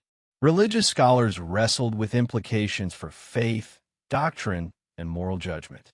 If Judas' act of handing over Jesus was obedience rather than betrayal, what did this mean for the centuries-long moral narrative that had defined him as evil incarnate? Could centuries of liturgy, preaching, and moral teaching be called into question by a single, rediscovered manuscript? Some theologians embraced the text as a profound opportunity for reflection, seeing in it a call to revisit the complexities of morality, loyalty, and insight. Others saw it as heretical, an artifact best understood as historically interesting but spiritually dangerous. The controversy extended beyond academia into the public sphere. Documentaries, news reports, and popular books amplified interest, framing the Gospel of Judas as a scandalous revelation. Media coverage often focused on its potential to rewrite history, portraying Judas as a misunderstood hero rather than a villain. This framing captivated audiences, fueling both curiosity and skepticism. Public fascination intersected with academic caution, creating a space in which interpretation became a battleground for legitimacy, authority, and cultural meaning. The Codex was no longer simply a scholarly artifact. It was a symbol of the power of knowledge, perception, and narrative control. Ethically and emotionally, the debates reveal much about human response to radical reinterpretation. The text challenges assumptions, provokes reflection, and unsettles established moral frameworks. Scholars and religious leaders alike grappled with cognitive dissonance. How to reconcile centuries of judgment with evidence suggesting that moral and spiritual truth may be more complex than previously understood. Judas, once the ultimate symbol of betrayal, became an emblem of ethical courage and insight, illustrating the difficulty of reconciling human perception with higher understanding. The debates themselves reflect this tension, exposing the struggle between entrenched belief and emerging knowledge. Linguistic and philological debates further illustrate the complexity of interpretation. Translating Coptic Gnostic texts is not merely a mechanical process. Every word, phrase, and syntactic nuance carries interpretive weight. Subtle differences in translation can dramatically alter the portrayal of Judas' motivations, the nature of Jesus' instructions, and the ethical implications of the narrative. Scholars argued over specific terms, seeking to determine whether Judas' actions should be interpreted as betrayal, obedience, or something more nuanced. Each textual decision shaped not only academic understanding, but also public perception, demonstrating the fragility and power of language in preserving or distorting history. Historical context also became a source of contention. Gnostic thought, emphasizing secret knowledge, spiritual liberation, and hidden wisdom, was historically marginalized by Orthodox Christianity. Some scholars argued that the Gospel of Judas offered invaluable insight into this suppressed worldview, challenging assumptions about the uniformity of early Christian belief. Others contended that it represented a marginal sect whose teachings, while fascinating, were not representative of mainstream thought. This debate highlighted the ongoing tension between dominant narratives and suppressed perspectives, forcing historians to confront the ways in which power, ideology, and institutional authority shape the preservation and interpretation of knowledge. Finally, the scholarly controversies illuminate a deeper truth. Knowledge is inseparable from interpretation, and interpretation is inseparable from context. The Gospel of Judas did not merely present new information. It challenged readers to reconsider moral frameworks, historical narratives, and spiritual understanding. The debates reflect the profound impact of rediscovered texts, the fragility of certainty, and the courage required to engage with ideas that disrupt long-held beliefs. Judas, as a figure both human and symbolic, became a catalyst for reflection, conversation, and intellectual exploration, demonstrating the enduring power of radical thought to provoke emotion, curiosity, and ethical contemplation. As the debates continue to unfold, one question lingers.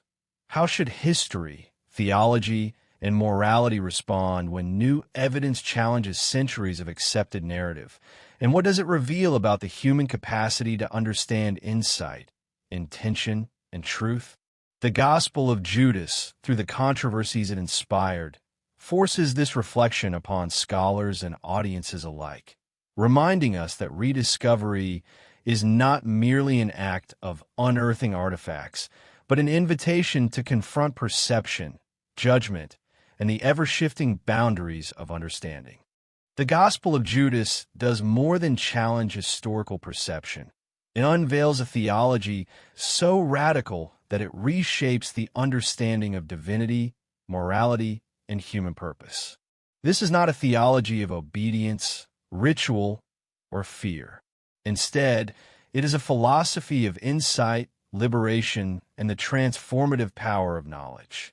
The text presents a universe structured not around simple moral binaries, but around understanding, perception, and alignment with a hidden cosmic order.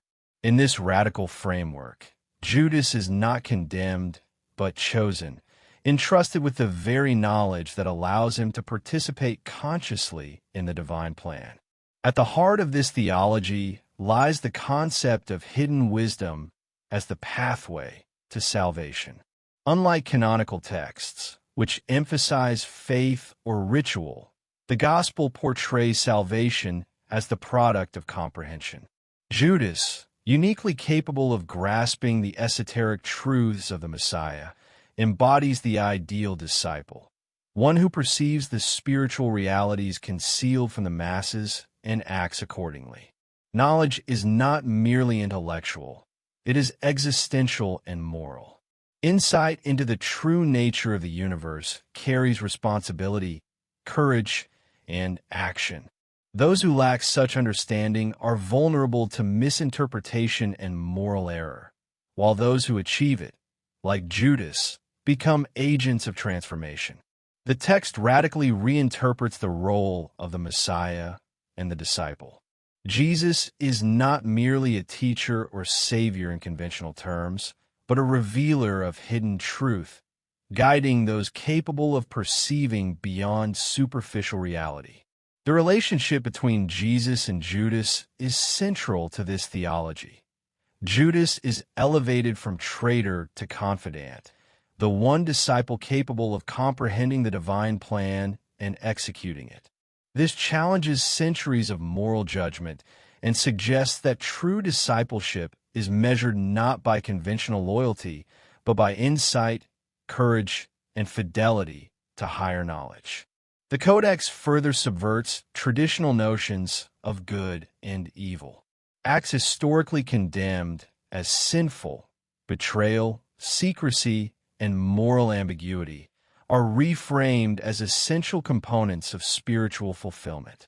Judas' role illustrates that morality cannot be divorced from understanding. Actions that appear wrong from a limited perspective may, in fact, serve a higher purpose within the cosmic design. This radical redefinition of ethics destabilizes conventional narratives, inviting reflection on the relativity of judgment and the moral complexity inherent in aligning human action with divine knowledge. Central to the theology is the liberation of the soul from material and spiritual constraints. The gospel portrays the material world as a realm of illusion and limitation, governed by forces that obscure true knowledge. Spiritual insight is therefore not a luxury, but a necessity for liberation. Judas' comprehension allows him to navigate this duality, understanding that the apparent chaos of events, suffering, and betrayal serves the hidden architecture of cosmic and spiritual truth. Knowledge, action, and liberation are inseparable in this radical theology, each informing and reinforcing the others. Emotionally, the text illuminates the inner experience of one chosen to carry profound responsibility. Judas bears the weight of knowledge, the isolation of insight, and the moral tension of acting according to truths invisible to others. He is at once empowered and burdened, celebrated by divine trust, yet condemned by human judgment. This portrayal humanizes him, transforming a figure traditionally vilified into an emblem of courage, discernment, and spiritual dedication. The text presents ethical complexity as emotionally resonant, illustrating the cost and significance of participation in divine knowledge. The Gospel of Judas also introduces a radical cosmology. The universe is depicted as layered, with realms of light and darkness, ignorance and insight, physical and spiritual. Understanding these structures is necessary to navigate life meaningfully. The text suggests that most humans remain trapped in illusion, unable to perceive hidden truths. Judas, by contrast, is capable of comprehending these layers, acting in harmony with the divine order and fulfilling a role that bridges the mortal and the eternal. This radical cosmology positions knowledge, perception, and insight as central to spiritual evolution. Theologically, the Codex challenges the centrality of canonical authority. By elevating secret knowledge over public teaching, it questions institutional control over spiritual truth. The Church, in codifying doctrine, emphasized conformity and obedience. The Gospel of Judas, in contrast, celebrates individual comprehension and moral responsibility. This radical perspective reframes spiritual authority. Legitimacy is not granted by hierarchy or ritual, but earned through insight, courage, and fidelity to hidden truth. The theology it reveals is therefore deeply subversive, asserting that divine wisdom is accessible only to those willing to engage with moral, intellectual, and spiritual responsibility. The manuscript also emphasizes the dynamic interplay of destiny and free will. Judas is both aware of the necessity of his actions and morally responsible for executing them. This tension reflects the radical nature of the theology. Salvation, insight, and ethical fulfillment are achieved not through passive acceptance, but through conscious, informed engagement with divine truth. Action, knowledge, and ethical discernment are inseparable, highlighting the profound complexity of spiritual participation and moral responsibility. Finally, the radical theology of the Gospel of Judas culminates in its invitation to reflection and transformation. It is not merely a historical artifact. It is a philosophical and spiritual challenge. By presenting Judas as chosen, by redefining morality, and by emphasizing insight over obedience, the text demands reconsideration of assumptions about divinity, human agency, and ethical action. It suggests that understanding, courage, and fidelity to hidden truth are the ultimate measures of spiritual fulfillment, and that true insight may require embracing paradox, ambiguity, and moral complexity. As the radical theology unfolds, one lingering question confronts the audience. If knowledge and insight redefine morality and destiny, how might our perception of historical figures, ethical frameworks, and spiritual paths shift in light of truths long hidden? The Gospel of Judas, through its radical vision, challenges both intellect and conscience, compelling reflection on the interplay of knowledge, action, and spiritual destiny in ways that resonate far beyond the text itself. The Gospel of Judas does not end with its rediscovery. Its resonance continues, shaping discourse, challenging assumptions, and provoking reflection centuries after its creation. Its legacy is not confined to scholars or religious debates. It extends to anyone willing to confront the uncomfortable truths it presents about knowledge, morality, and the fragility of human perception. The Codex forces a confrontation with history as both narrative and interpretation, revealing how power, belief, and secrecy can shape the understanding of pivotal figures and events. Judas, once universally condemned, emerges as a symbol of complexity and courage. His actions, long interpreted through a lens of betrayal, are now seen in the light of insight, obedience, and moral responsibility. This reinterpretation has far-reaching implications for how society judges historical actors, especially those maligned by dominant narratives. The Gospel of Judas teaches that understanding requires context, comprehension, and a willingness to see beyond the obvious, a lesson applicable not only to religious history, but to human relationships, justice, and ethical reflection in general. The legacy of the Codex is equally profound in the realm of spiritual philosophy. By emphasizing knowledge over ritual, insight over obedience, and perception over blind faith, the text challenges conventional ideas of salvation, virtue, and divine favor.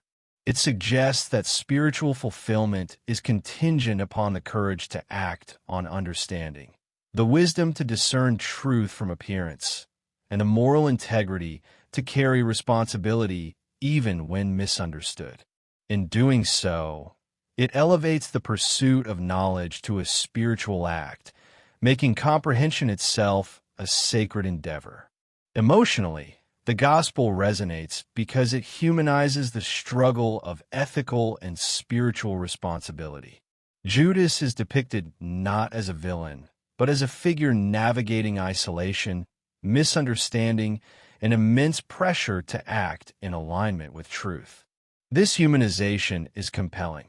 The Codex portrays the weight of knowledge as both empowering and burdensome, emphasizing that insight carries consequences for both self and society. The audience is invited to empathize, reflect, and consider how they might act if confronted with similar responsibility, bridging the gap between historical narrative and contemporary moral engagement. The manuscript's journey from suppression to rediscovery underscores the enduring tension between knowledge and power. For centuries, the Codex was hidden, lost, or actively suppressed because its ideas challenged institutional authority. Its modern emergence, however, demonstrates the persistence of truth and the capacity of human curiosity to recover what was nearly lost. This dynamic highlights a profound historical lesson. Knowledge, especially radical or transformative knowledge, often survives through resilience, human dedication, and the relentless pursuit of understanding. The Codex embodies both the fragility and durability of insight across time.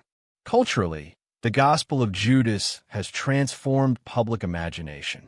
Documentaries, books, and scholarly discussions have reframed Judas' role, giving rise to new interpretations, narratives, and ethical inquiry.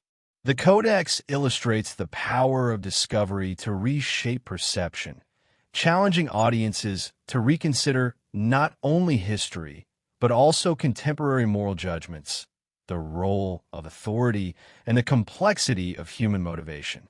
Its influence extends beyond academic circles, seeding curiosity, debate, and reflection in popular culture and collective consciousness.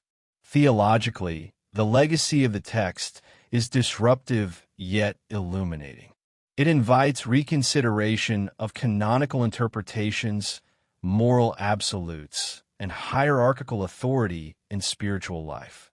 By presenting a radical vision of salvation, insight, and divine intention, the Codex challenges believers to engage deeply with questions of morality, responsibility, and comprehension.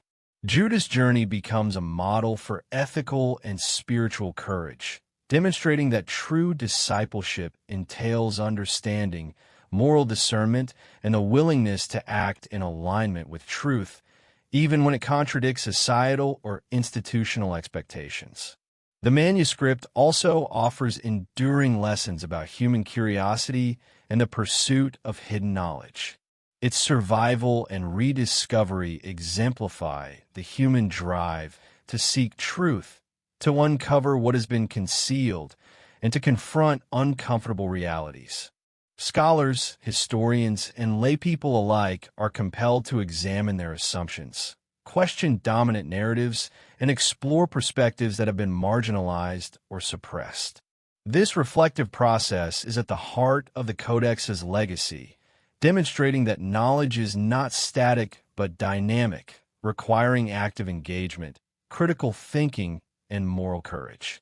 Philosophically, the text invites contemplation on the nature of perception, morality, and historical memory.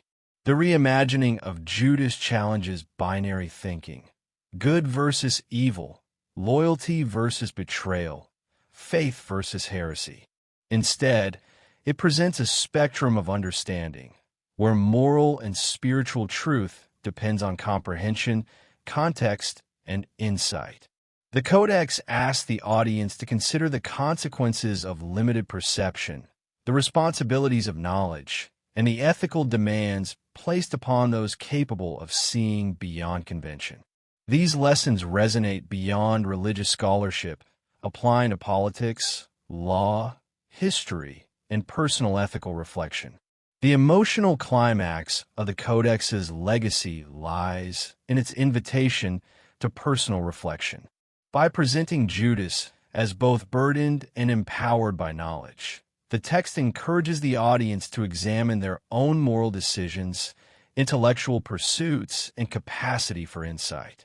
The story suggests that life's greatest responsibilities often accompany the understanding of truths invisible to others, and that courage, discernment, and fidelity to principle are the hallmarks of ethical and spiritual integrity.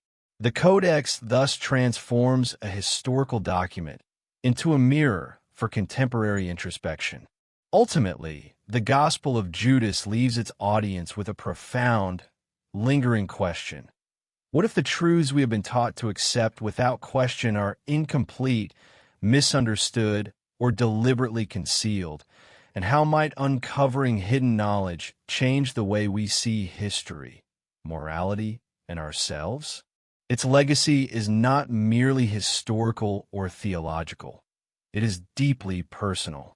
The Codex challenges readers to confront perception, judgment, and understanding, compelling reflection on the human condition, the pursuit of wisdom, and the courage required to act on insight.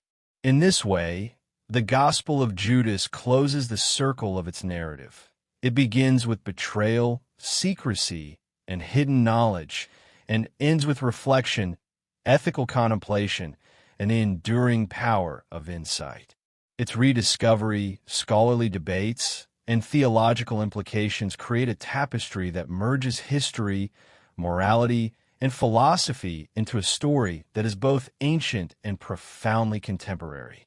The Codex demonstrates that understanding, courage, and fidelity to truth are timeless virtues, and that the journey to uncover hidden wisdom is as critical today as it was 2 millennia ago.